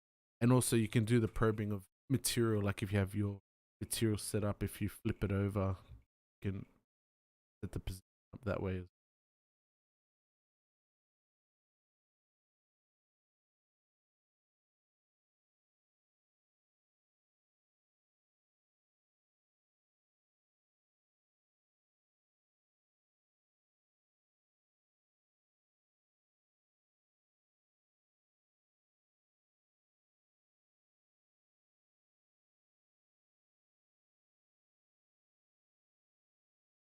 Just quickly.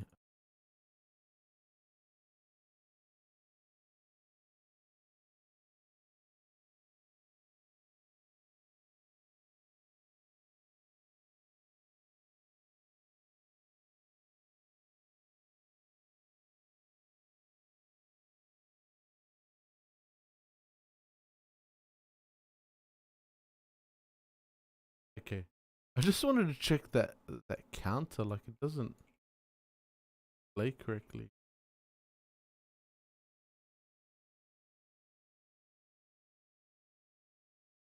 That kind of sucks. Anyway, not a real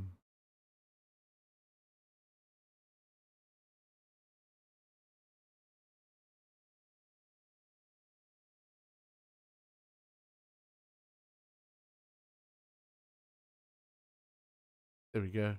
Oh look, there's 23 people. Okay. So I'm going to select my half mil. So I've already put half mil as well in there. See, the flute length's only 1.5.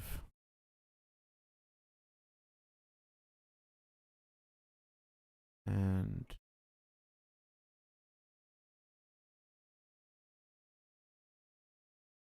0.5. Yeah, so these are really used. It's gonna go low, but that's okay. It's only gonna do 2 holes.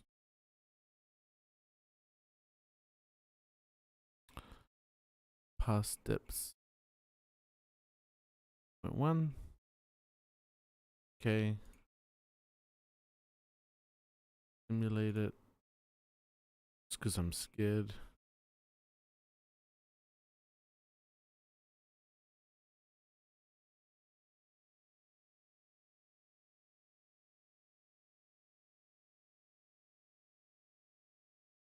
Bring it back to 2.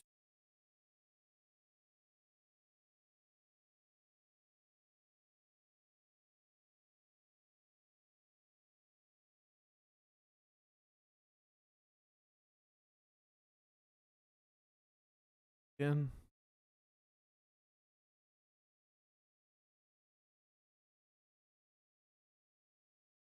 Alright. Done. Oof. Okay, so the order of operations. Drill these holes. Do these pockets.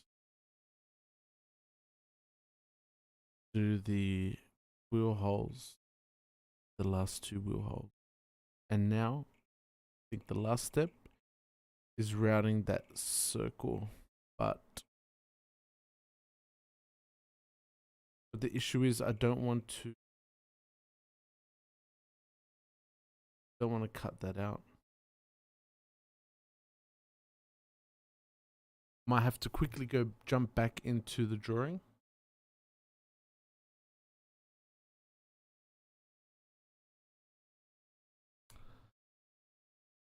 Yeah, I think that's why. Like it's quite user friendly for its the little machine that it is.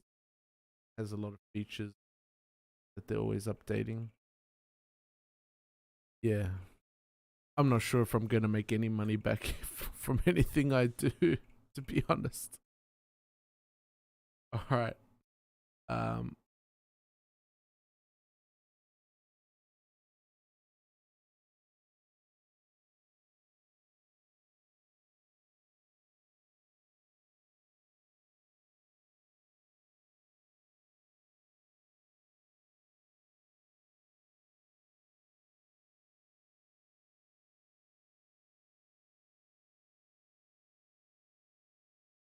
How does that look?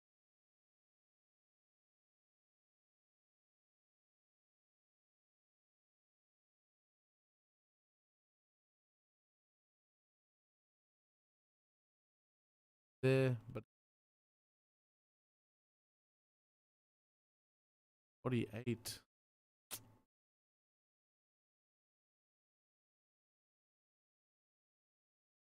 Oh, would that still work? Jump back in action.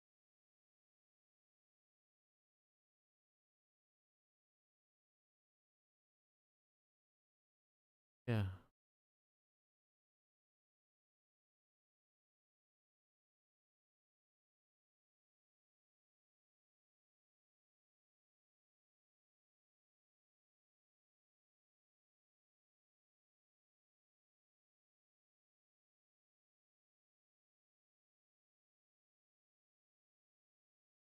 Yeah. Yeah, I might check always on eBay. Whereabouts are you located? Nah. I know, like where I am, sometimes everything always seems just expensive.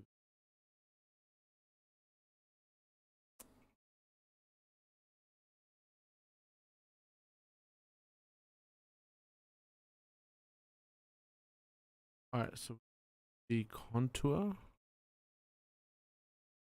tool. You know what? The 0.5 mil is.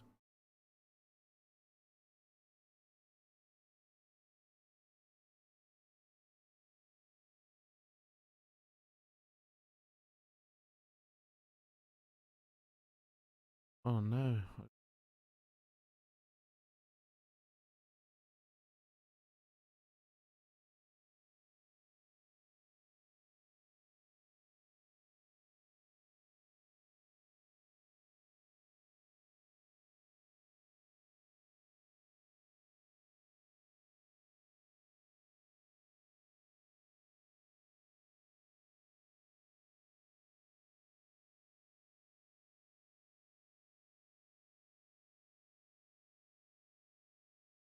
Okay. That's not the way to.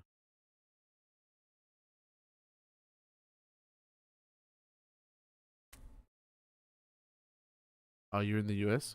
Awesome.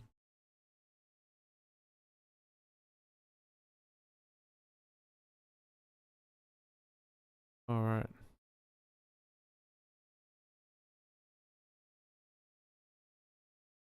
You know what? I've got that 0.5 mil cutter. It's just going to be rounded edges. I might just out.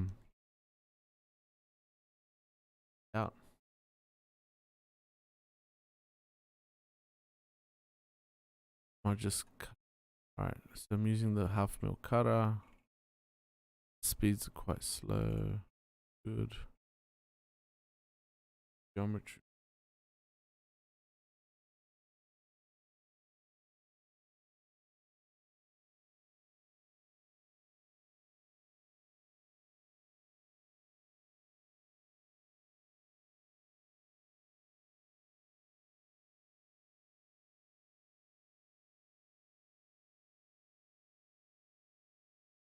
That is the geometry.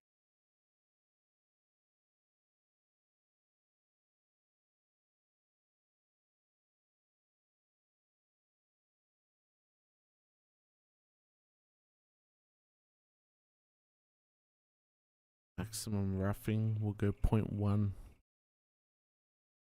Finishing step down. 0.1. Only because I just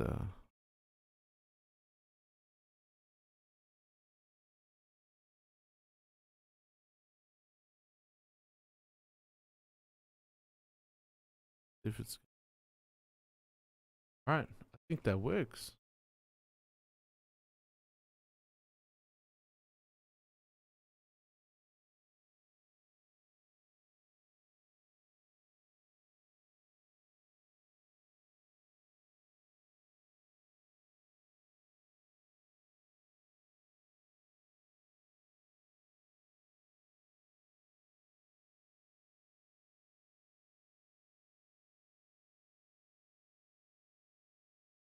On a simulation.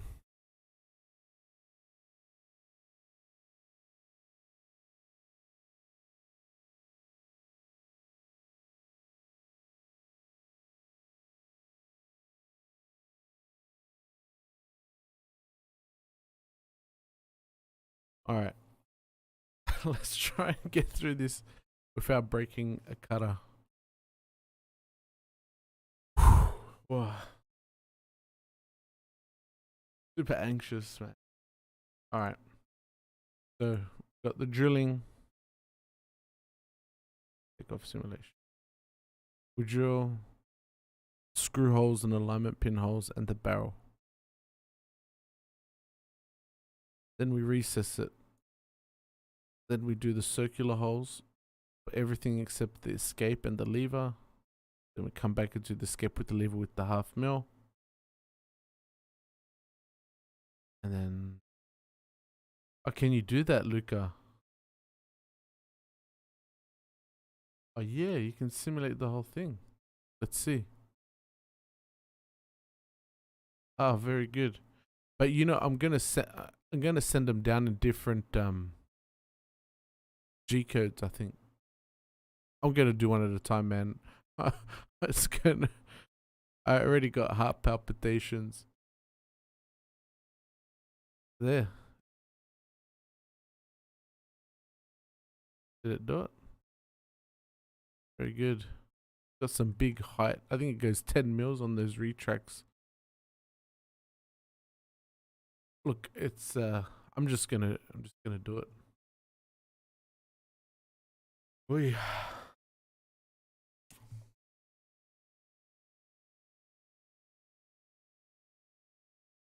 let's save this. And how am I gonna do this? Gonna be on the laptop.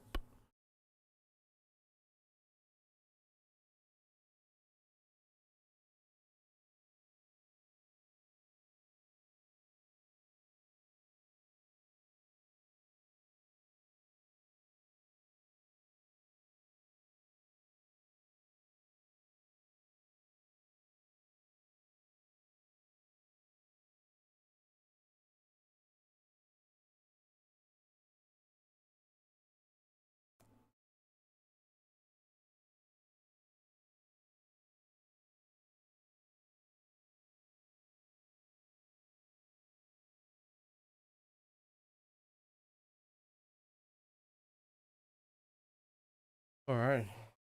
Nervous far out, man.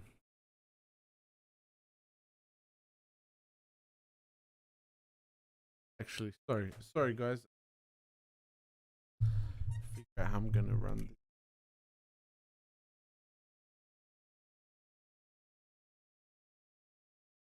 So I can bring you all along the process.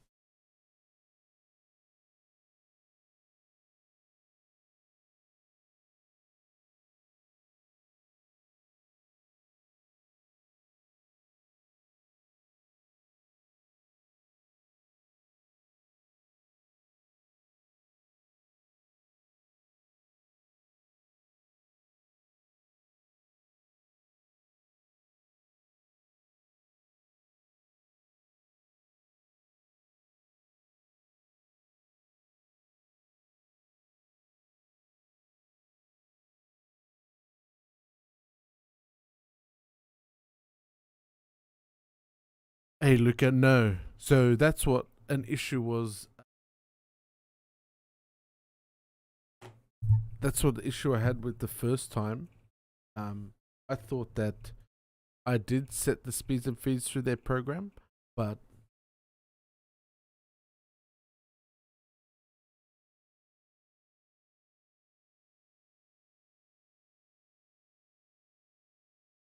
it says they've got an update for me. I got to restart real quick.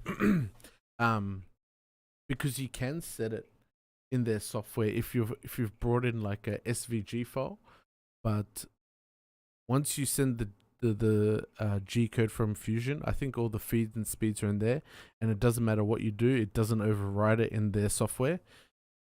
And then yeah, that's why I had issues the first time I snapped my 0.9 mil cutter because I didn't know. And then in Fusion, I put these wacky speeds and feeds because I thought that I was gonna override it in the Bantam software, and that was not the case at all.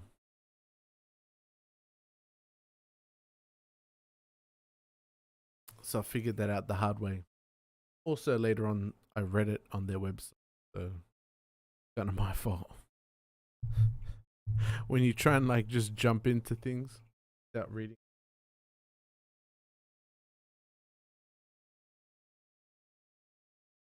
Is the mic okay? Like the volume of the microphone?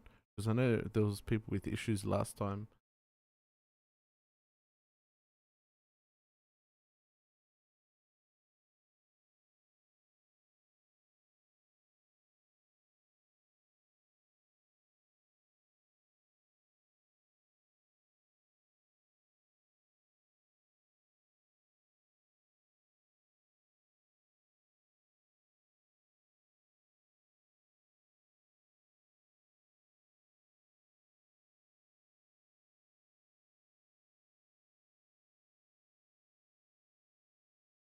Okay, cool.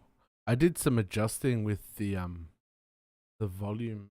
I put a filter on so you don't hear like noises when the gain is up too high.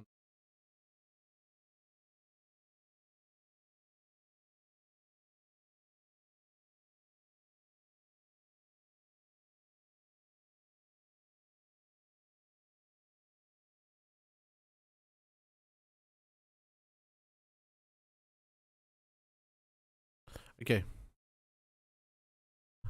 So thanks, Stephen.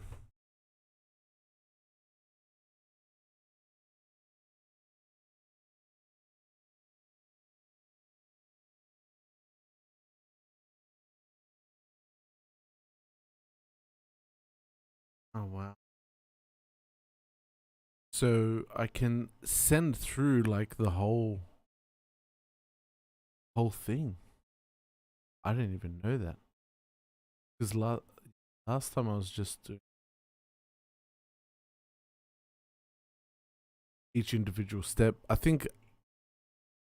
What do you guys think? Let me know what you guys think. How can we do? Yeah, should I do everything in one go or just step by step?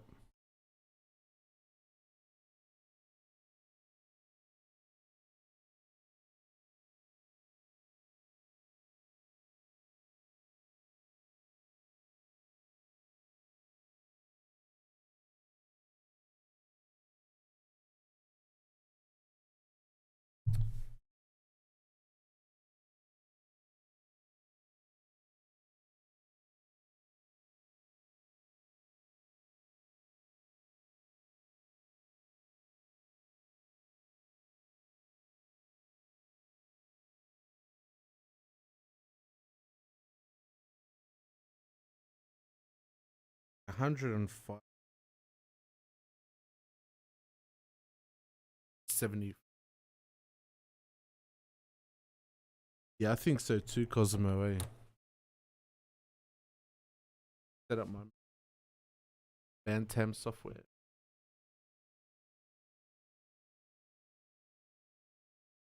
Do mouse.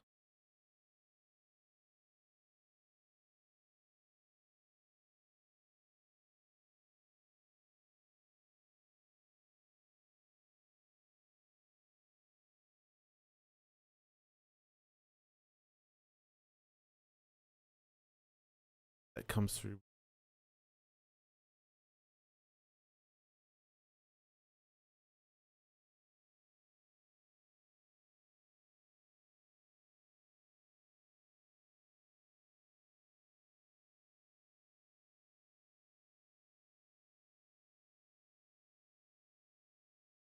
This it'll be like a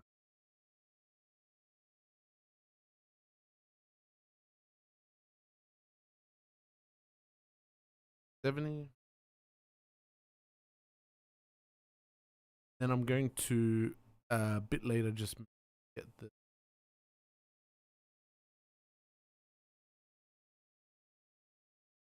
Yeah, all right. Thanks. I think honey. Thanks, Paul. Thanks so much. Nah, yeah. Hopefully, I plan to. I'm just trying a few things out. Look, I want to do these live streams while I'm just working in the workshop, and also I think I'll do the vlog still, maybe like once a week, just a weekly roundup and get clips from here and there of just what I've been working on and how things are going. And yeah, also I did that like that history one, the history horology. I think that's kind of cool because I love reading about history and stuff and learning. And I thought maybe I'd do some videos that are kind of try to make them a bit more entertaining. Yeah, just share it with people. Yeah, thank you. Thanks for coming. I hope to see you on a stream again.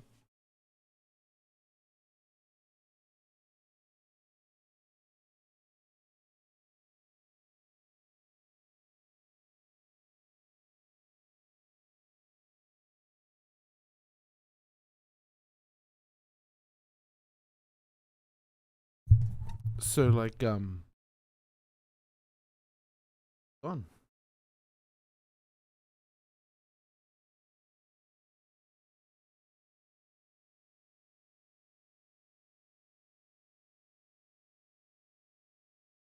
After it updated, I had this once you hate.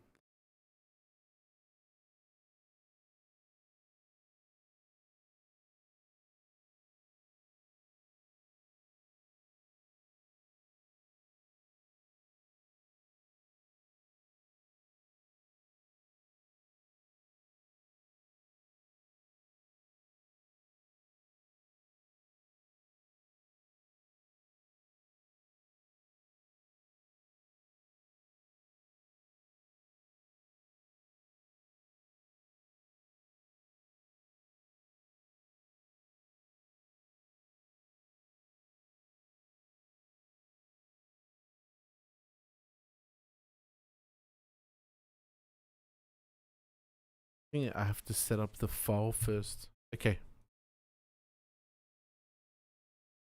This cable in the way.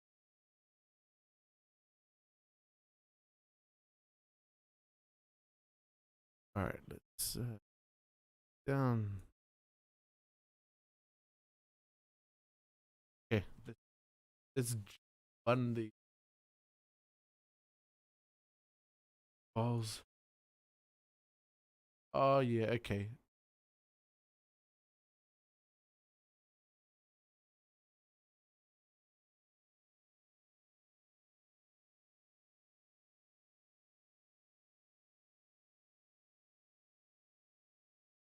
You know what? What if with that 1 mil I just do? You know what? I'm going for it, guys. Just gonna do all the 1 mil operations.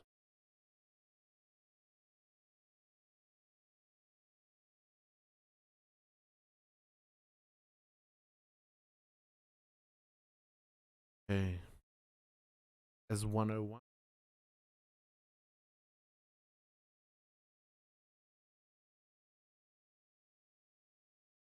And this is the 0.5 mil tool settings.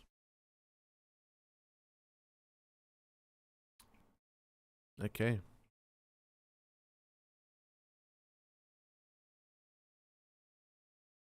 I don't even know where they went.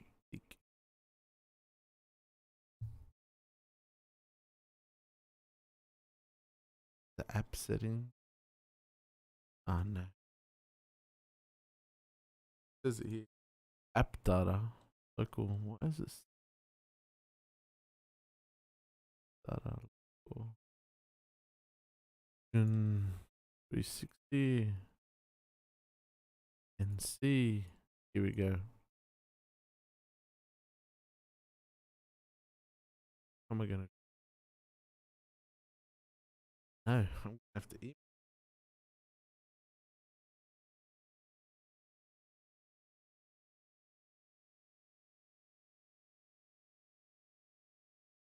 That's what I did. I should come up with a better way to send it to the laptop.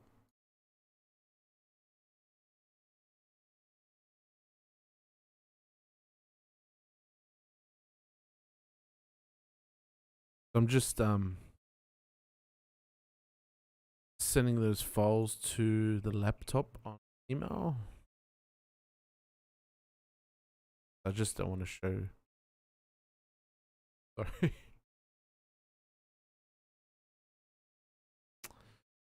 Alrighty.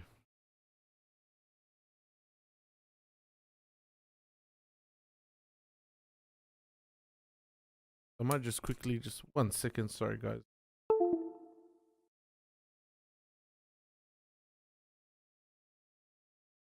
Just download those files.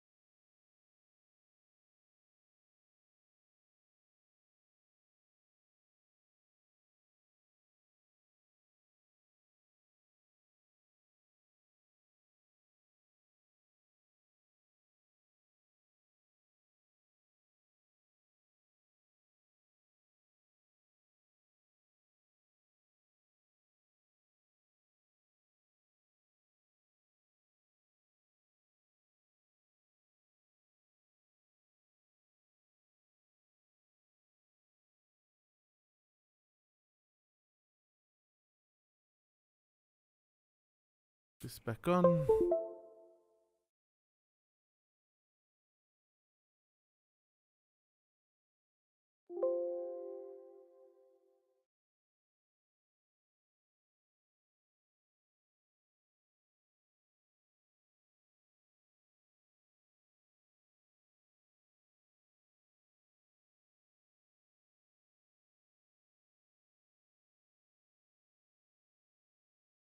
Sorry, you know what? I'll make this bigger.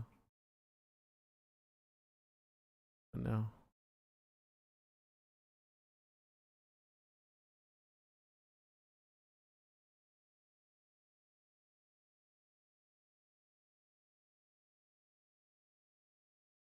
Oh, that looks pretty cool. So in the Bantam software, the G code and it's put it on.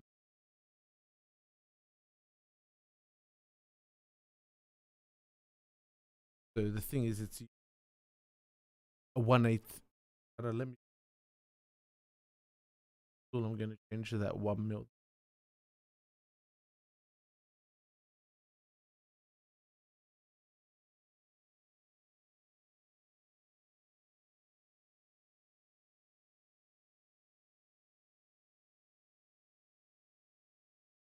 Okay, so now it's looking.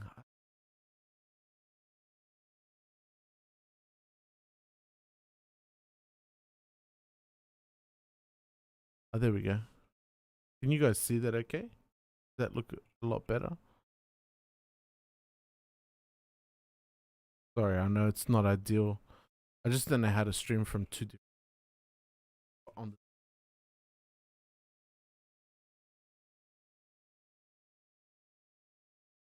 Let's put the toolpaths on there, which is cool.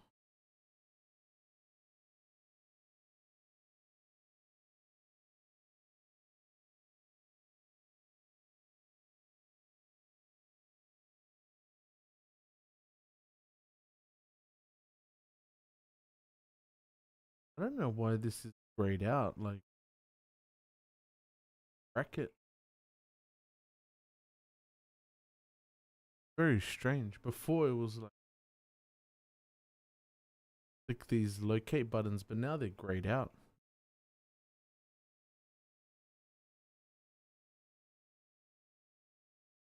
Oh, sorry. Yep. Thanks for that, Stephen. Thanks, man. Um.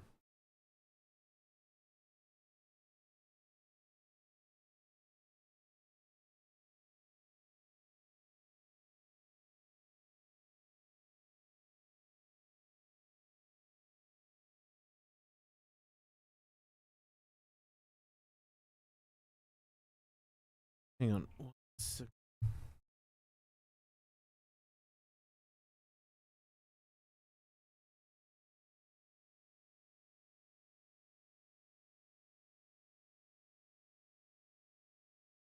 I just restarted the CNC machine.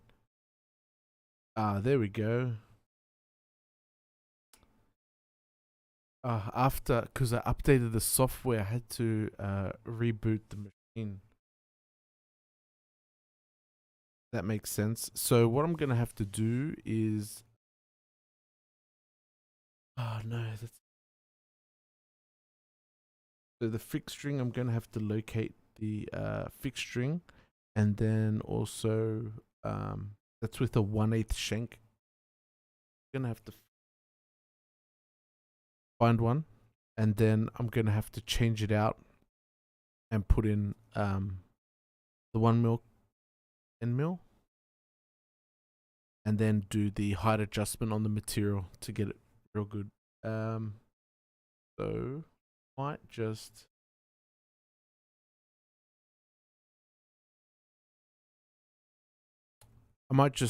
put a spotlight on the machine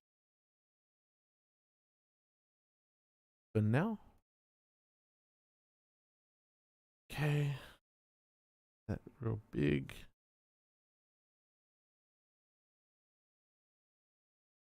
Like so.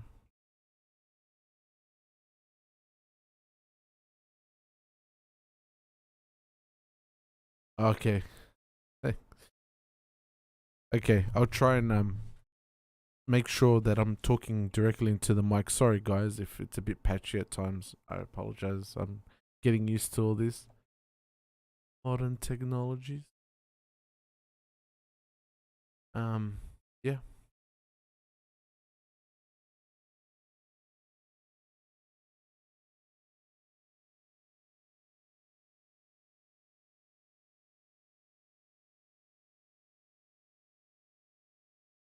Turn this camera off for a second. And sorry guys, it's going to be a bit quiet, but you'll see me over at the machine. That'll be 1 second. I just need to grab tools and stuff. It's not going to be very exciting.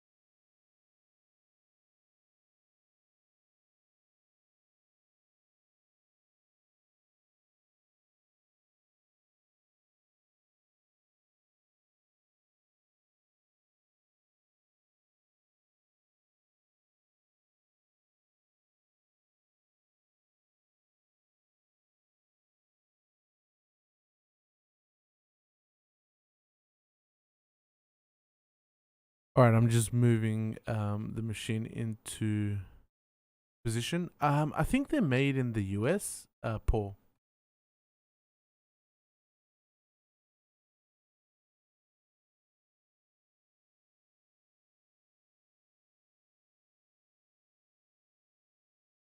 Thanks, Reslet.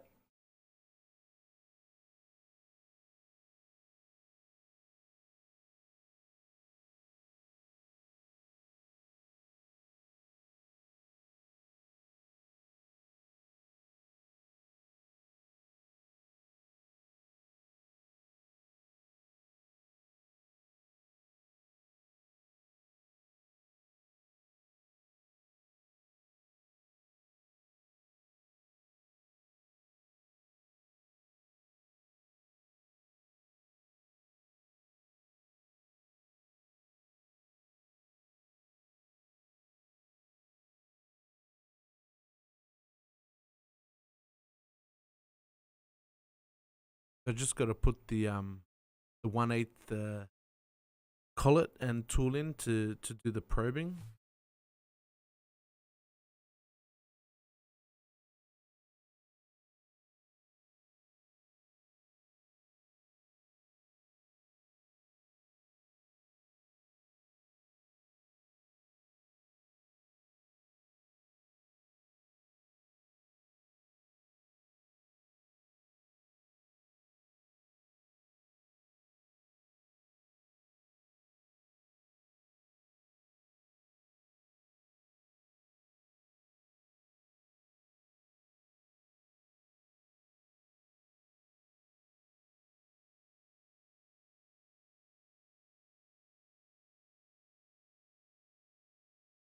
Yeah, I know, Razla. The machine definitely has its limitations. I think that's why I want to do everything when it's the brass one. Everything's going to be with one tool and just spot drilling those holes. But the spot drilling of the holes in accurate location would just save so much time than trying to do it in the lathe every time.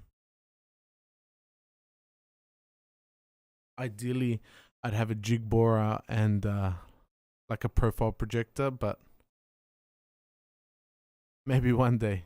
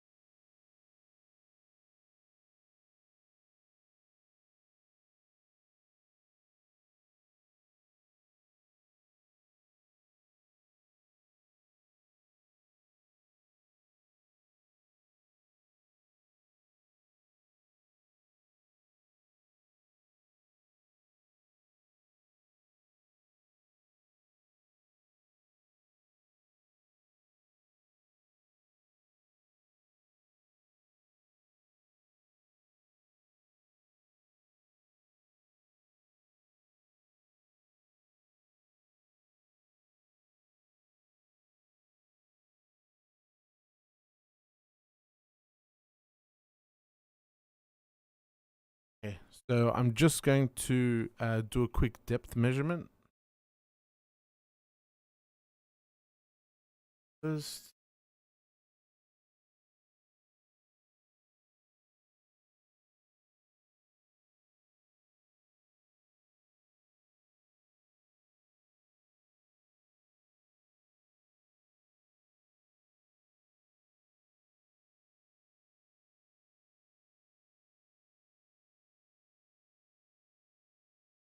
uh,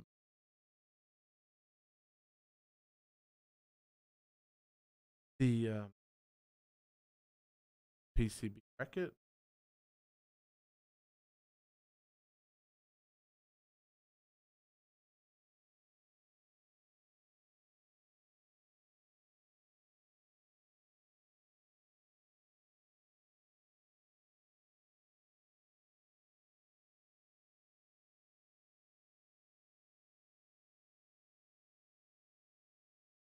The suspense.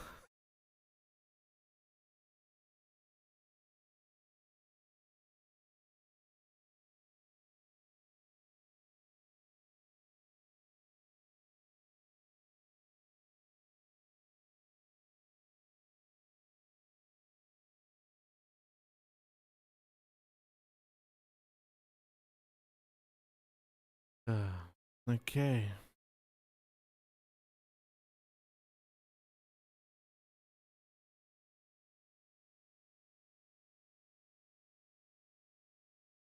Let's go. Yeah. My heart's thumping. Okay, so now that I've the bracket on there, I'm just going to change back the 1 mil tool and I'm going to depth measure that. I'll put the material in and also I'll get the correct height of the material and put it all in the software, and then we'll run like both things. And then see how it goes. Oh man, look, I'm losing my hair. I'm getting old. Should just shave it all off soon. Yeah, Steven, I'm super nervous. Oh, my hair's falling out. All right. Hang on, let me just set it all up 1 second.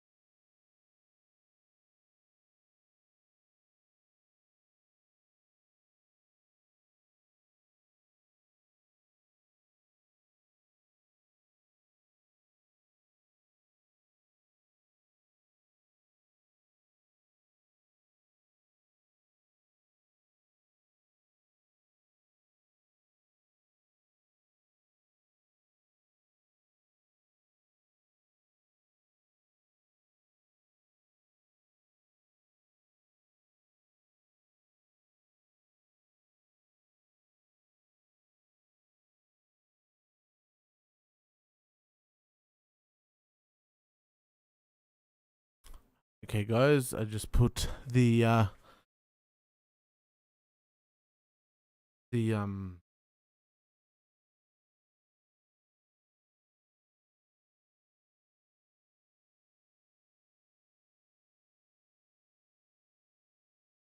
now depth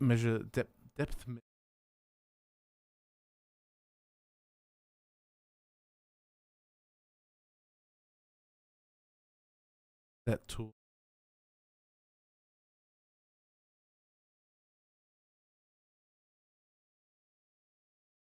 Now, while that's depth measuring, I'm just gonna peel one of these materials, one of these perspex.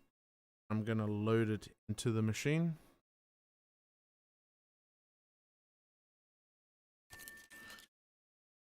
And then I'm going to get the height of the material. So I'm not gonna have that issue where I go through the that sacrificial aluminium sheet that's on there above the T slot bed. Alrighty, again.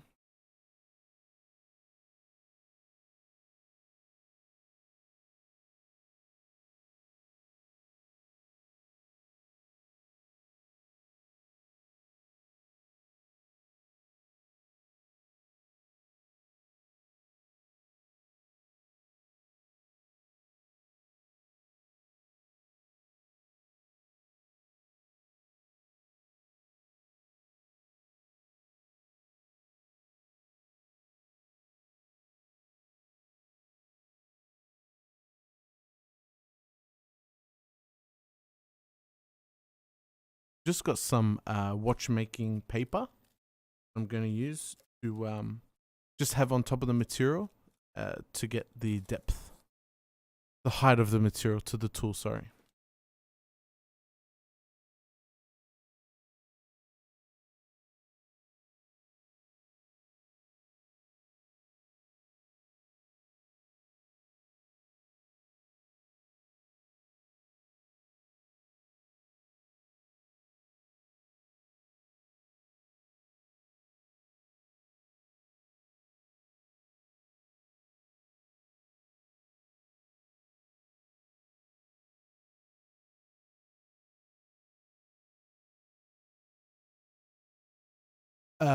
No, but Luca, I can set the height on here. So I'm gonna just now. That's what I'm gonna do now. Is I'm going to get the height to the top of the material, and then it should just go 2 mil down. Hey Russell. Yeah, making a tool changer for this machine. Yeah. I'm very nervous about the whole stability of the whole thing, to be honest.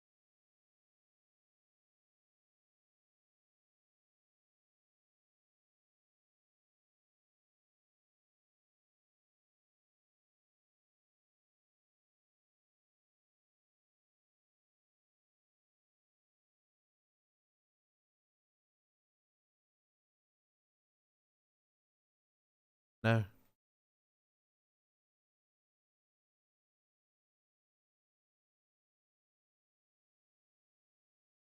I think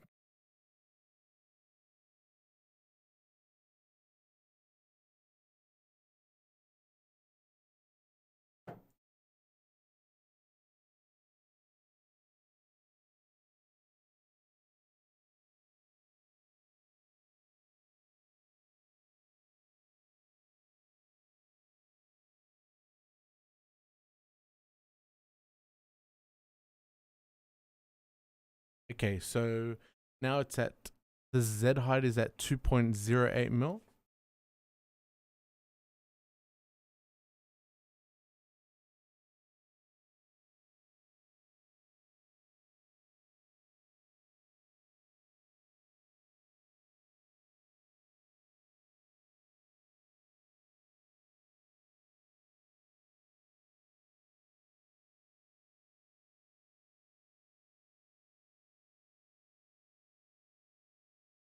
I'm just trying to get the camera in focus.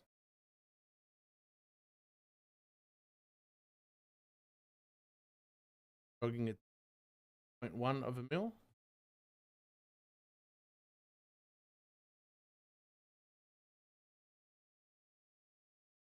Yeah, Juan, it does have its own self-probing to the top, but don't trust it.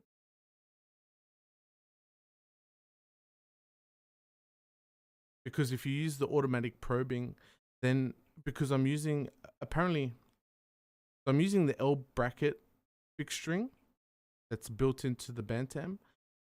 And I was watching some of their videos, and they said you can't use the automatic. You're going to use the automatic placement of material, so it measures where the material is on the board. And you can't use that fixturing setting. So I'm just going to use the fixturing setting and just manually set the Z. Pretty easy.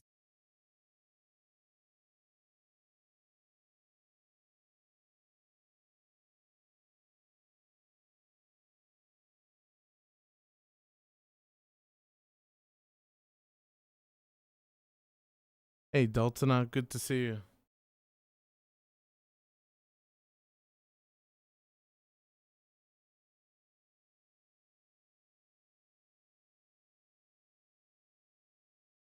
So now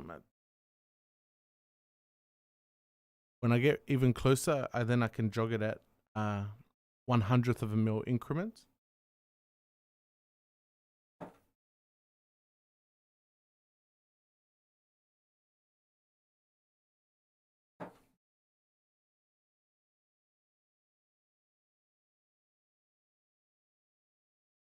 Sorry, it's a bit slow.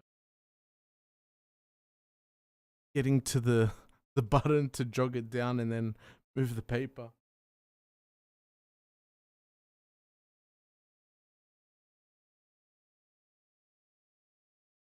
Yeah, glad to have you on another live stream, man.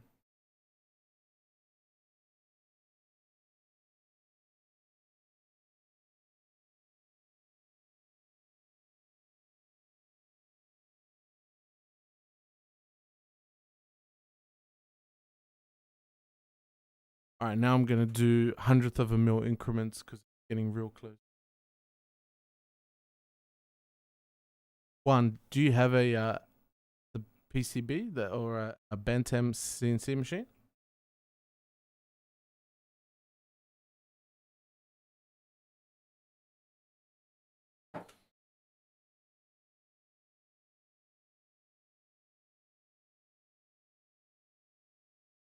Almost there, guys.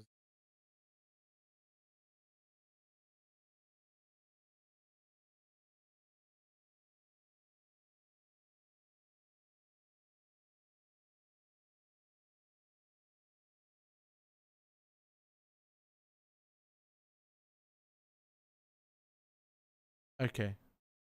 B2.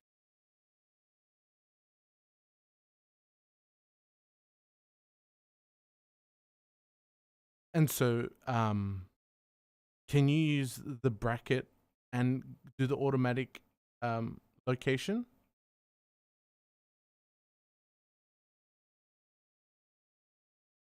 Maybe I'm wrong, man. That's all I saw. I'm still learning still learning everything. So I take any advice on board.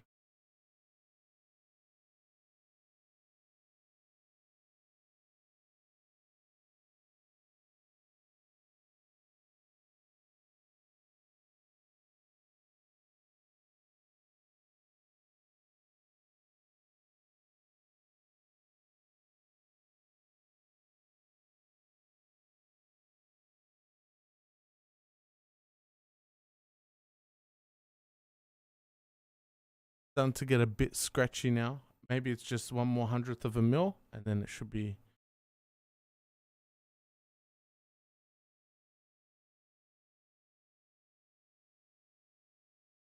Yeah, so I can drag the paper, but if I go to push it, it sort of pushes up. It's got a bit of 1/100th. I think I'm tear through the paper.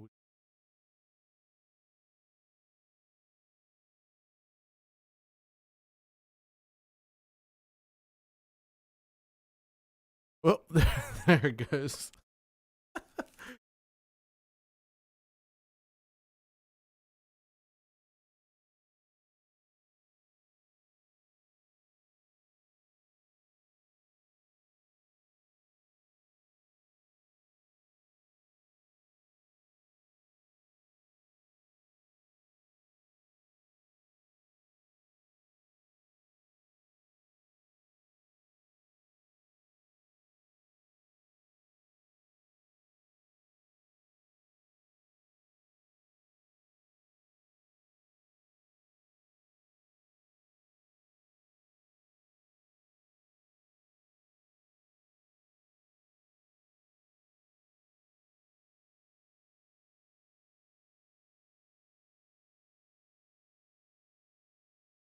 Oh, okay, yeah. So find the placement of the L bracket. Yeah. So I did that. So you're using the other machine. I have the PCB one, and then the height of the material with tape. Oh, you probe the material. That's probably a better thing. Oh, sorry, guys.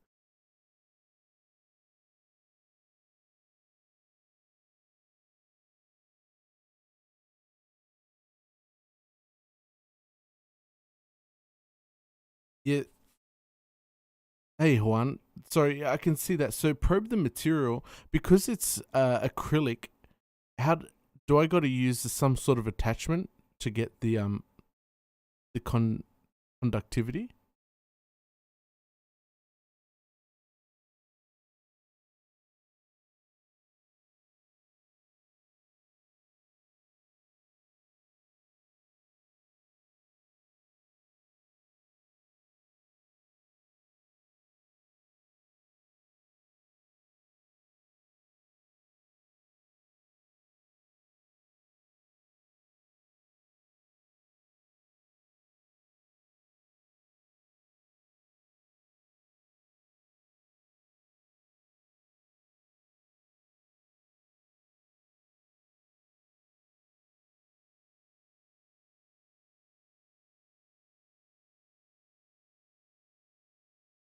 Inside from the material edge.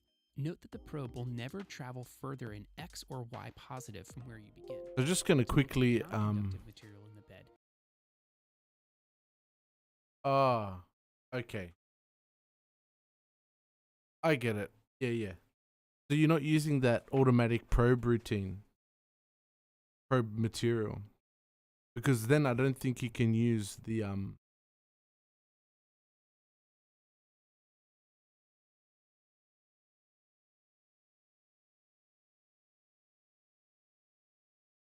You can use the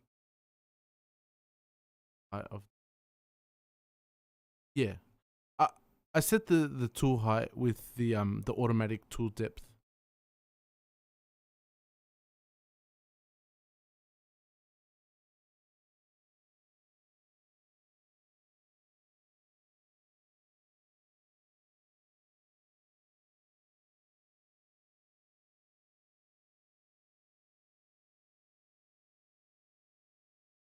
So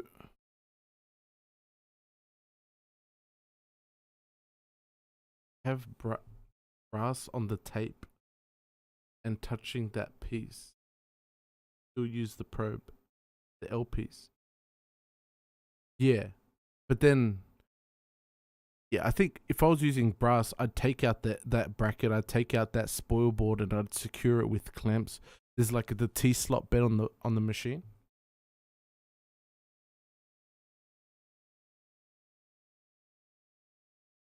But so what I did, Juan, was I went into the jog settings and I just jogged the Z down, and I think it's pretty accurate how you can get because the machine now knows where its height was. So I was at 400th of a millimeter my Z.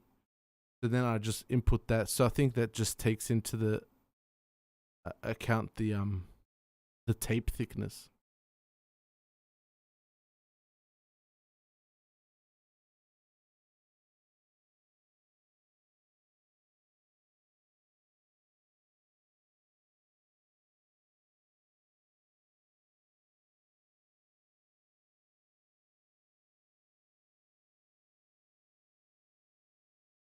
Okay.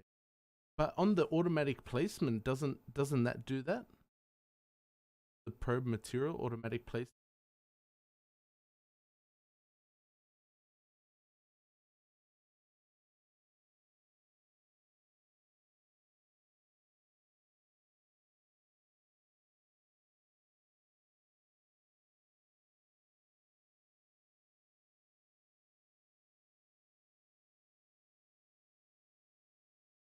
Okay, so I'm just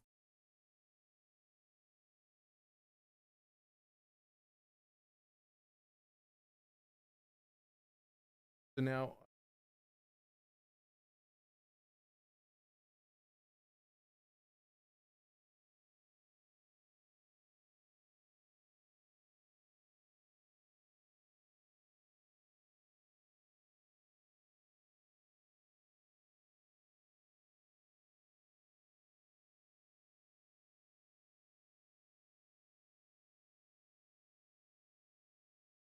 Okay, so now with that software, it's like a step-by-step type thing.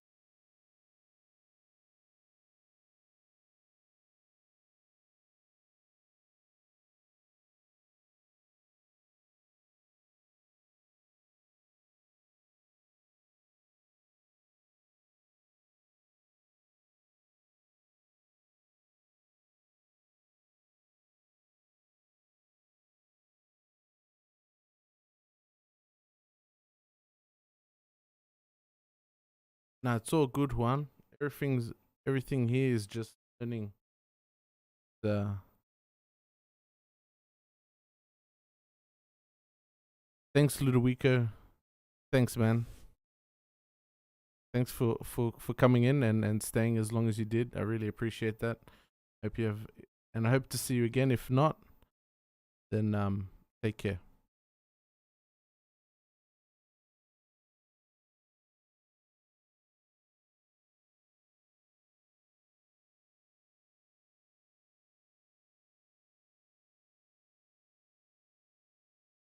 I'm just offset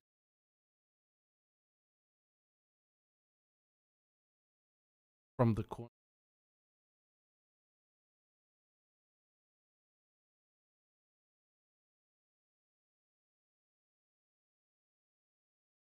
And I just got to remember that when I do the next job that I've offset at 5 mil.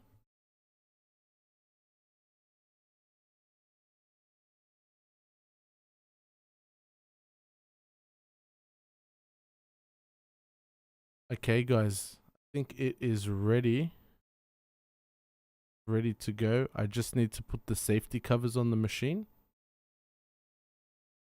And then we're going to start cutting. Just give me 1 second.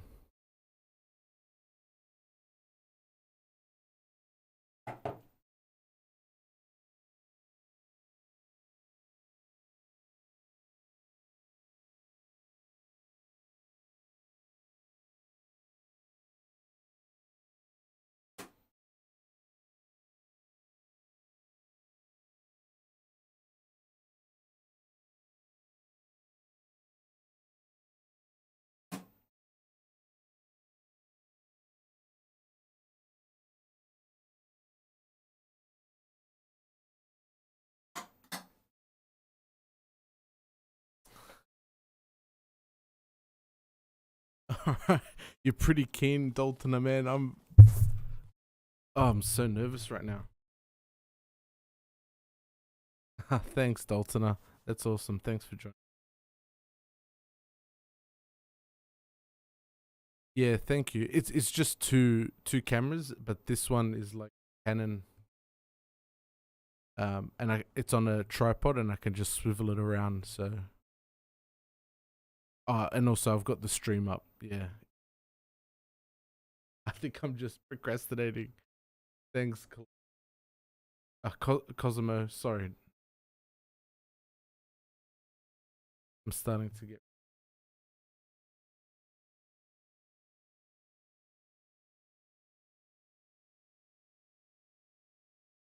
All right. Does anyone want to? We should take bets on what's gonna happen. Like the tool might just snap first go. All right, here we go.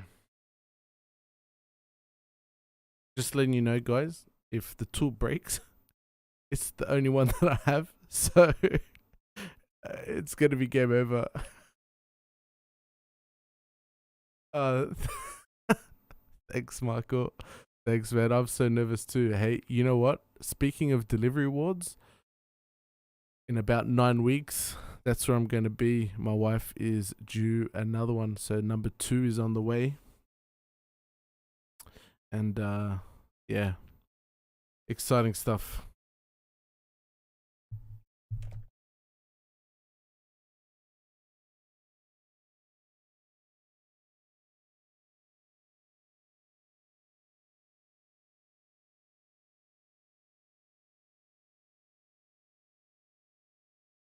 All right, guys, here we go.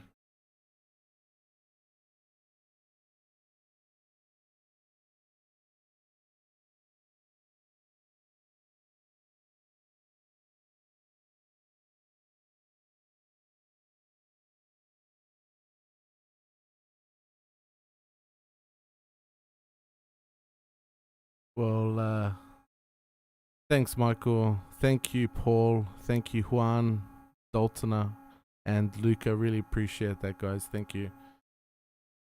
So, I think the speeds and feeds, it's not going to break.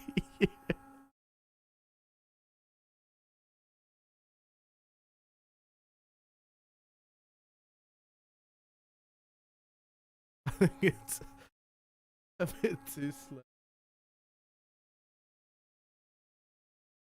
Oh no, what should I do? Should I stop it and then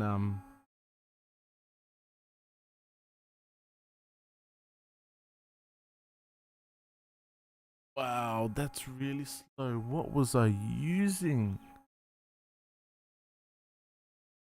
Oh, oh my gosh.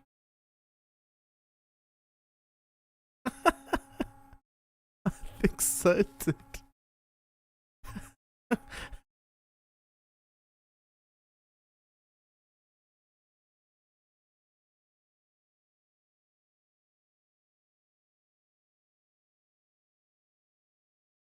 Hang on, one second, guys. Let me investigate real quick.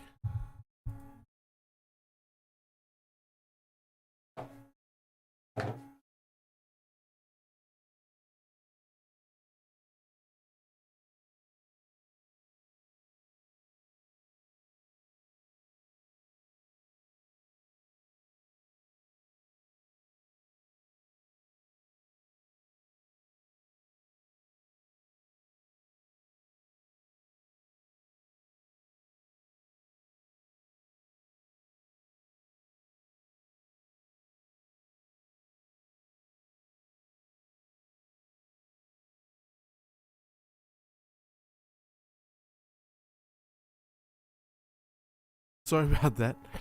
Oh no, look, I had it at 25 millimeters a minute. Hang on, let me just check my other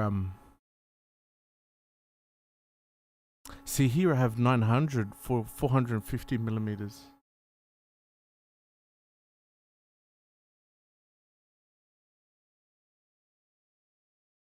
The plunge rate's 32. Yeah, look. Alright. 144. Because that's the half mil.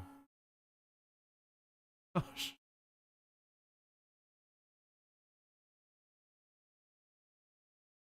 Oh, you know what? What's really cool? Actually, sorry.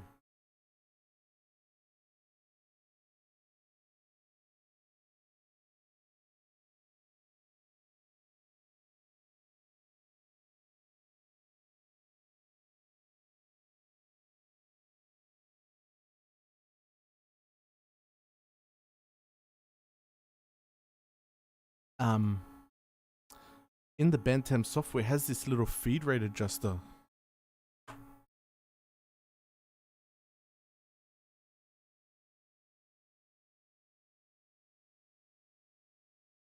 So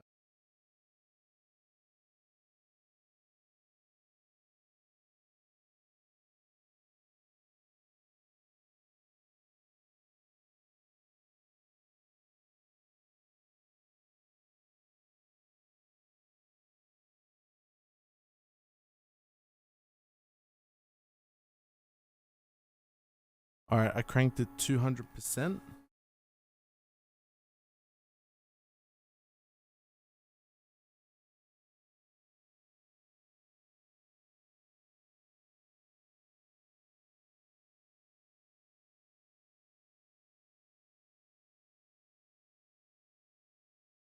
You know what? I think I've been duped by this feed rate adjuster.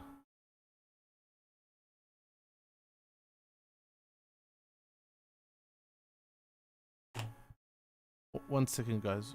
Moment.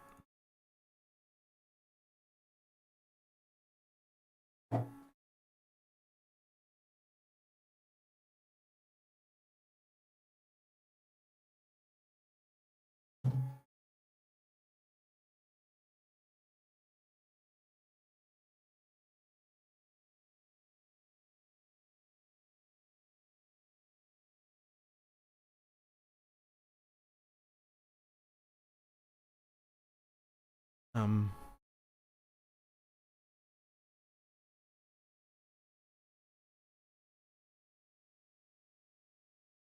hey, Newburn Watchmaker. Good to see you, man. Thanks for joining me. Not that much. Look, this is only a test. In the brass, it's only going to be doing holes, and the rest will be done on the lathe or the recesses.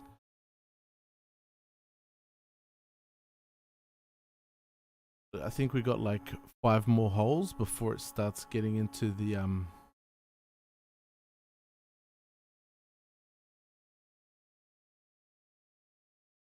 serious end of the feed rates. Sorry, guys.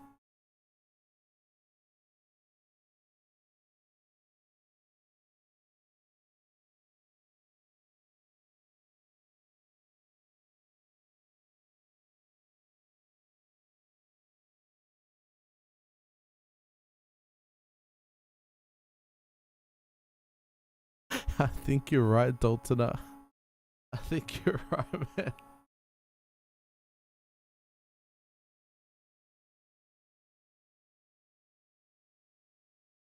I've got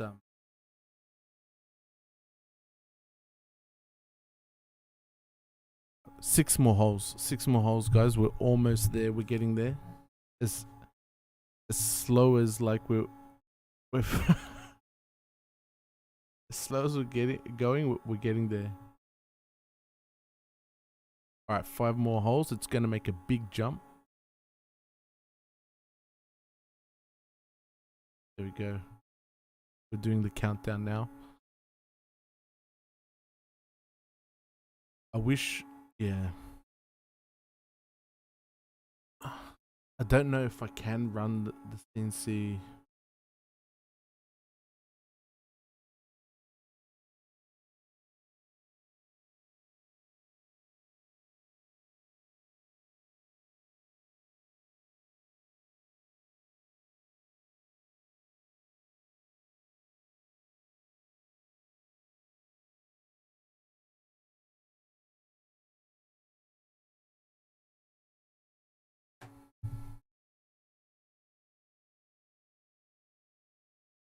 Okay. Yeah, I'm not sure if we can run the CNC while, like, from this one machine. I'm really surprised that it lets me do fusion and a live stream at the same time. Alright, this is the third last hole before it's going to start doing the recesses, and the feed rate is going to jump up so we're not watching grass grow. Second last hole, guys.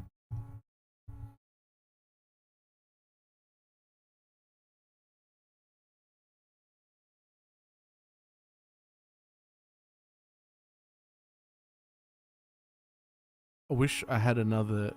Yeah, I only said that because, like, on the Bantam software, it's actually showing it in real time as well, which is pretty cool. Actually, I'll just swing it over and show you.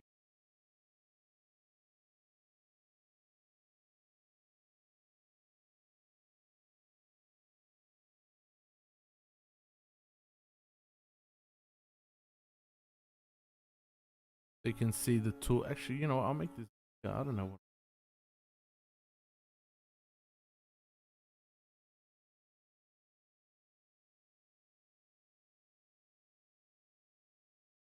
Look, now we're cooking with fire.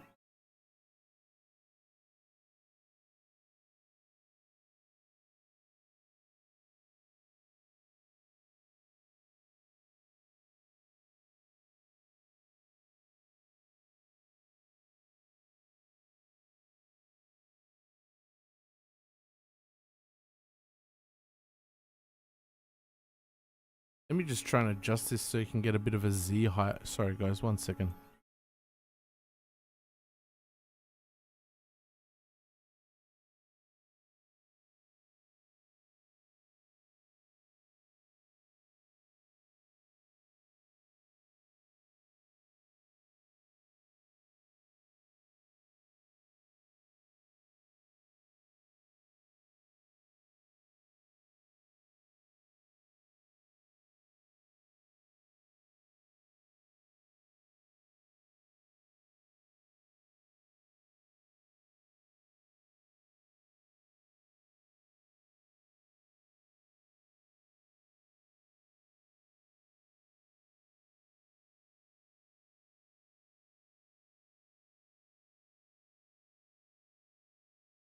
Hey,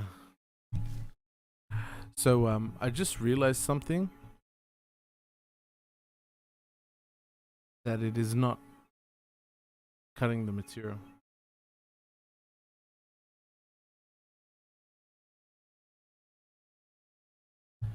I guess, like, the depth was wrong, so it's only engraving. Like, you can see the recess in there. That's meant to be the full depth cut. Ah, no.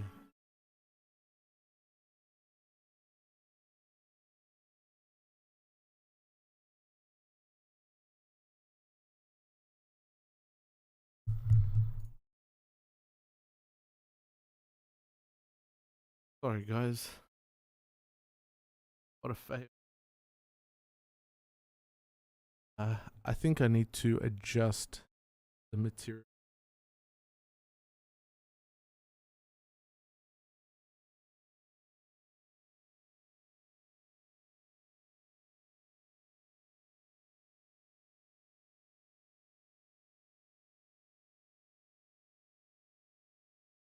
I'm just going to quickly check the depth and how deep it engraved. Just bear with me so I can figure out what's going on. Yeah, that's exactly right, Michael.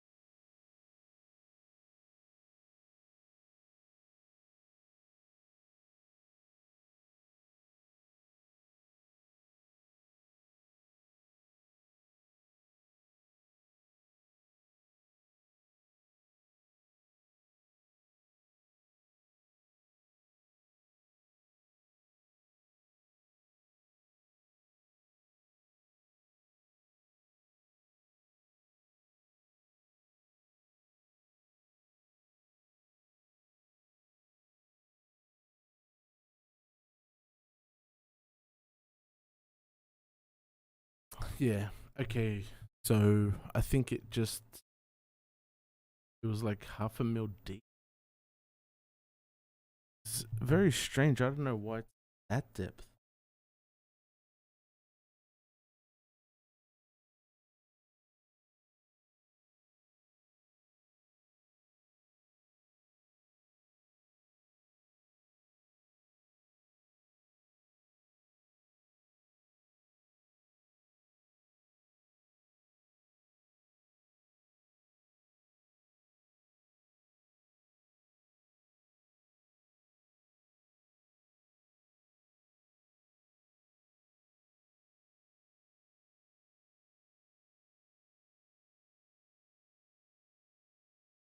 Uh, what I looked and my material thickness, I had it wrong.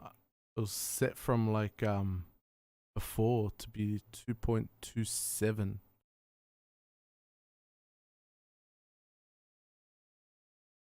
Still doesn't make sense why it didn't go. It didn't even go halfway through the material. It didn't.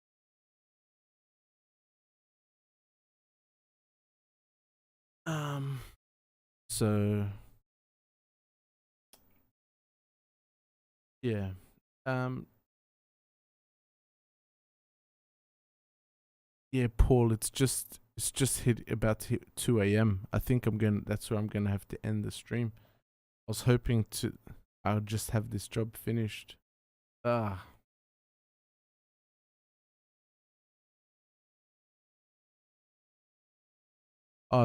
Daltoner. So, look, sorry guys. I think I'm gonna mill it out on the next stream. You know what? I might try to do one tomorrow, around the same time as I did it today. I'll put a message out on the Facebook on Facebook on YouTube on the community page and also Instagram of when I'm gonna do the live feed. Really sorry.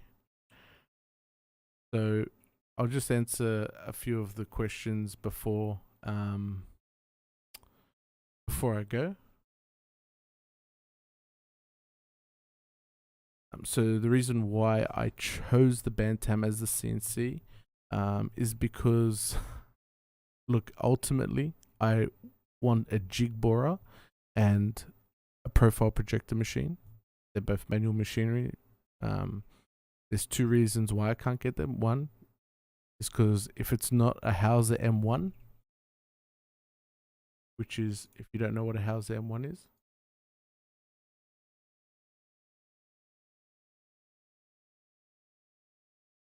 if it's not the Hauser M1 jig borer, which is this machine, then it's going to be like the 3AB or something, the 3B, which is way too big. Not even that one. Sorry, it's small. It's very similar to the 2A, like this size. So I don't have the money for it, and I need a profile projector as well, and I don't have the space for it either. So unless it's the M1, I don't have a space for it, and the M1's quite hard to get to. Yeah, a more like, I'd love to have a more jig borer, but they're just, the size is just, it's too big. It's like the big houses, or like the there's another brand that makes a good jig borer. The Deco. I think Deco have a jig borer. They're quite rare, but yeah. So the M1s are quite expensive. I can't afford it, and I'd also need a profile projector. So I went with a machine that I can afford, a little CNC. It was either between this one or the Shoreline.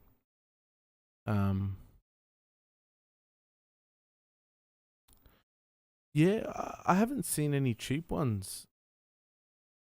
And like, to import them to where I live, which is Australia, which is the furthest from every other country in the world, is just very expensive. And so the Bantam is quite affordable. It was readily available in my country, and look, it has great positional accuracy because it's meant to mill PCBs, and it does mill brass and aluminium as well. And look, at the end of the day, I just wanted to do what I'd use the jig borer to do, which is just spot the holes in accurate locations. So I'm just hoping this machine can spot the holes for the wheels and the screws and alignment pins. And that's all I'm going to be doing. And the rest, the recesses and everything else, I'm going to be doing in the lathe. And with this machine, I'll be able to make some pretty precise jigs to hold in the lathe, to hold the part. By jig, I just mean some alignment pins and screw holes. So when I put the part on the lathe, it should have the location centered, the hole that I want to recess out, and I can just do that recess. I think it'll do that no problem too. I'm really hoping. It's just, I'm just testing it. I'm testing to see if the model that I drew of the ETA 6498 is correct, roughly. And then I'm going to go hard in the brass. So the recesses, I'm not going to do any milling of recesses in brass, that's for sure.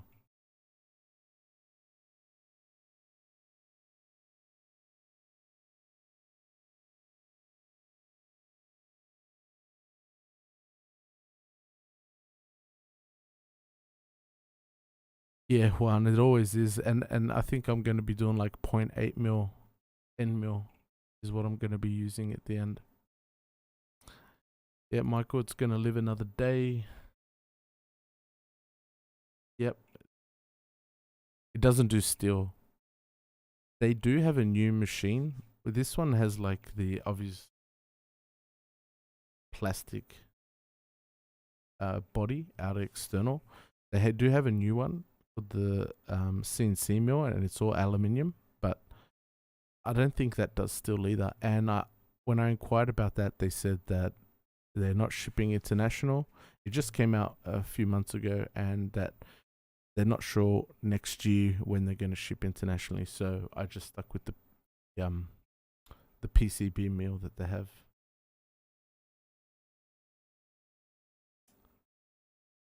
Yeah, Q Centaur. I think the Bantam, like, it's just my experience.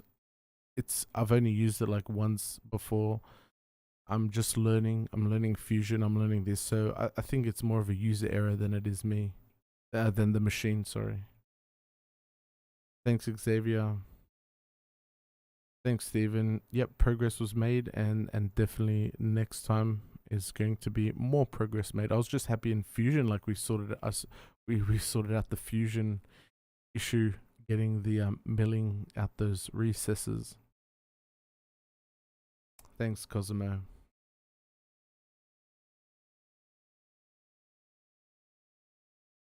Luca, I think the other CNC mills that watchmakers are using, they're either making themselves, they're taking a lot of time getting like precision parts, or like they're buying like crazy machines. Like Josh Hacker, who was in this chat before, they have the Kern CNC, because I think I'd have to, even if I sold all my organs, I don't think I'd have enough money to buy one.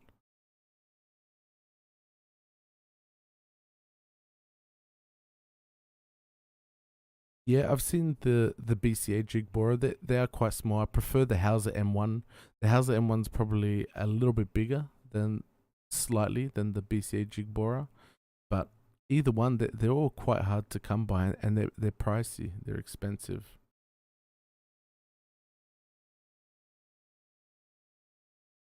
Yeah, Dalton, I think so. And I don't think, like, no one shows anything about using jigs for watches and stuff. So look, I'm just doing it, making my own, and then hopefully it inspires people to make some awesome ones that I can use later. They can improve on my designs. I think mine will be pretty basic.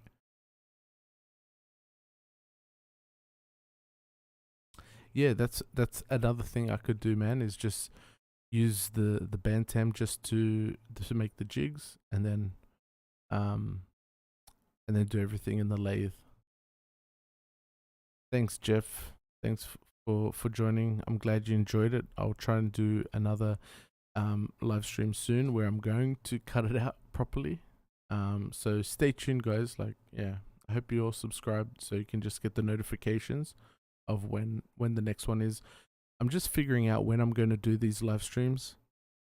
and then have a consistently, maybe like 2 or 3 times a week at a consistent time, so everyone knows that that's the time the live stream is going to occur, and it's a bit easier. Thanks. Yeah, it's 2 a.m. I think my wife was messaging me to to turn the machine off because the bedroom's right above where I am.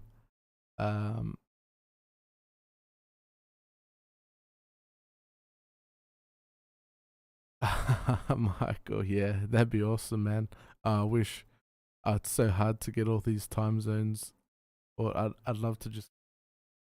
We should do that. Maybe it would be like a Christmas one.